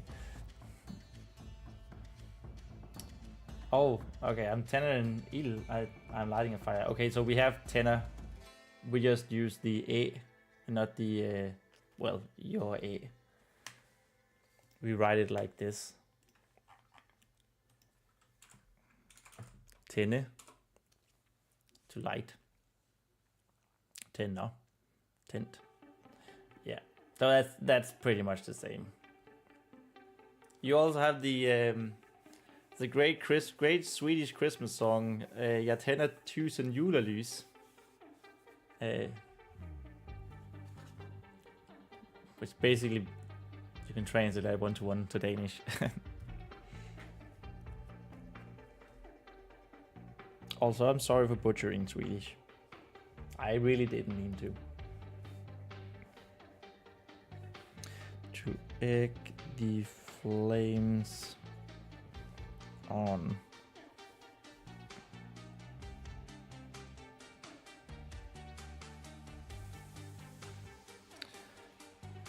And to Vespa's surprise,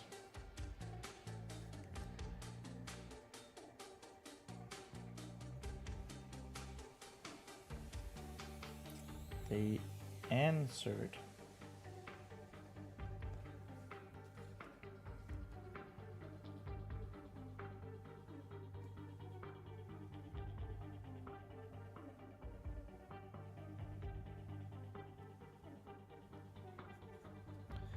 With a quick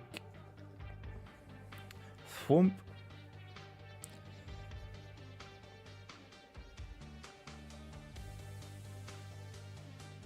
Oops. Thump.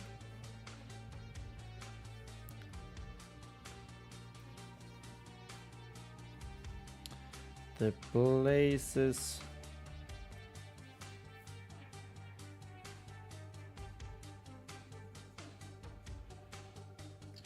caught a hold of the torch.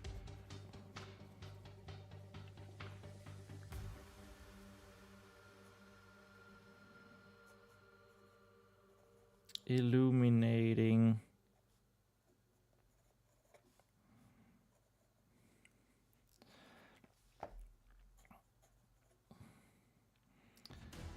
the catacombs.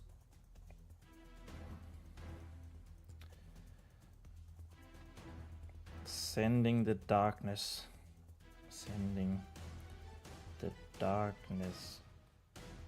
on a retreat. Darkness on retreat.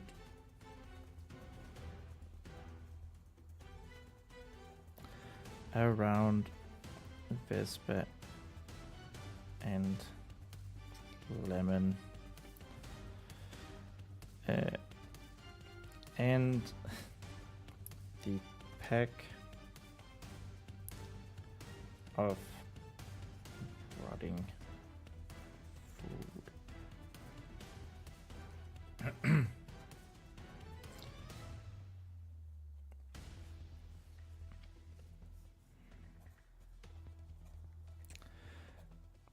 Vespa had to shield her eyes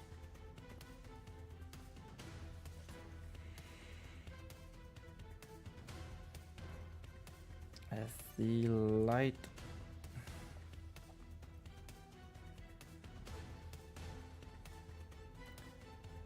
erupted.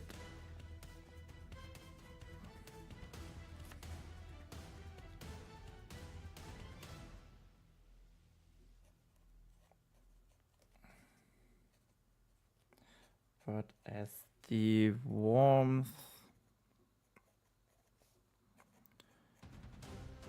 began to embrace, I'm going to stop it right there. Boom! In the middle of that sentence is where we'll end. Wow, okay, so 3 hours and 45 minutes. But we did it! The torch has been lit. The beacons has been lit. Gondor calls for aid. Okay. Boom. Indeed, Inko. Boom. Right there. And since you're new here, I might as well tell you about this little trick that I'm using. So I always end... Yeah, now the plot can get going. Exactly, Lauren. I always end a word... I always end a session, a writing session, in the middle of a word, because that way next time I'm going to start writing,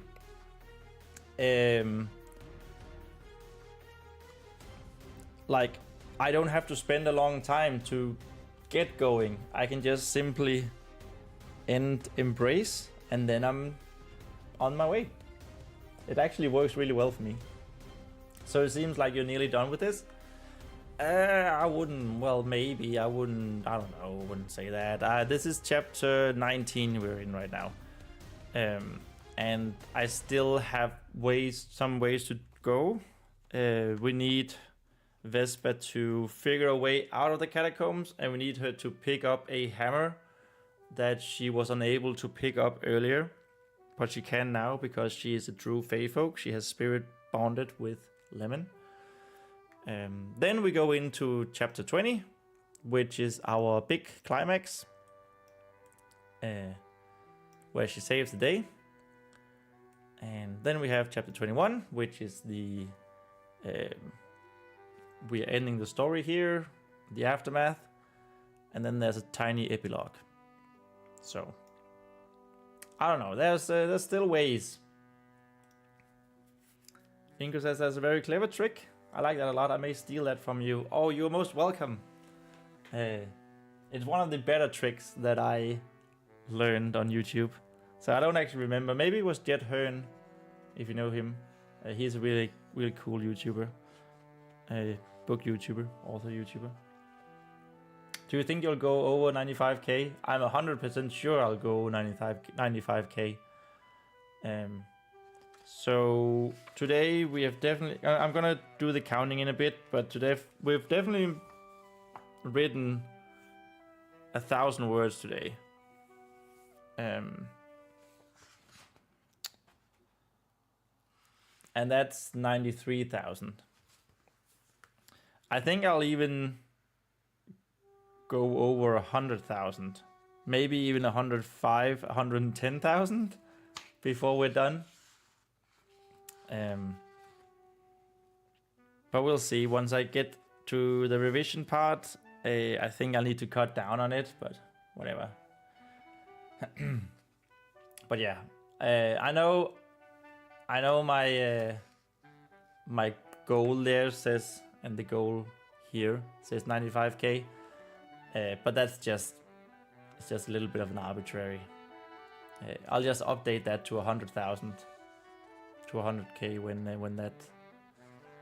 when we cross that threshold. Anyway, let's go. The master sort of counting. So we were 1, 2, 3, 4, and the 5th line was where we started, and that means 1, 2, and 3 pages somewhere down here. 1, 2, 3, 4, 5. 3 pages here. 1, 2, 3, 4, 5, 6, 7, 8, 9, 10, 11, 12, 13, 14, 15, 16, 17, 18, and then we don't count the last one, but 3 pages and 18 lines. Oh, we ended on a very good note there, I gotta say. 1,263 words today, which means we are over 93,000. 93,639-ish. Goals are not the finish line, that's true. Exactly. Honestly, that 95k thing is mostly just a visual aid for the stream, I guess. Okay, but I will go in here. I will do this, and then I'll go here, and we update the progress to 93,600. Yes, it is all very, very, very analog in a digital world, but so it is. It works. So 2, 2, and we'll move the jewel here to this point, and there we have it. That was indeed it for the day. That was amazing. Thank you guys so much for joining. When is the next stream again? I know I asked, but I promptly forgot. That is A-okay. It is on Monday. So that's Monday the 1st of June at 8 p.m. Central European Summertime. As we say in Swedish, handpåläggning. Putting your hands on it. Awesome. Yeah, exactly. But yeah, next stream is Monday. And next week, 8 p.m. Central European Summertime. I hope to see you guys there. And I just want to say thank you so much for being in the chat. Thank you so much for anyone who lurked. There were a couple of people, I think. And please remember to like it on YouTube if you haven't already. It means a lot. And it means even more if you would subscribe to me. That is entirely up to you. I just know that we have a lot of fun here. It's really nice, really cozy. And it's a great time with you in the chat. So anyway, there's just one more thing to say. That is, remember that we write our own stories. All right. See you guys. Bye.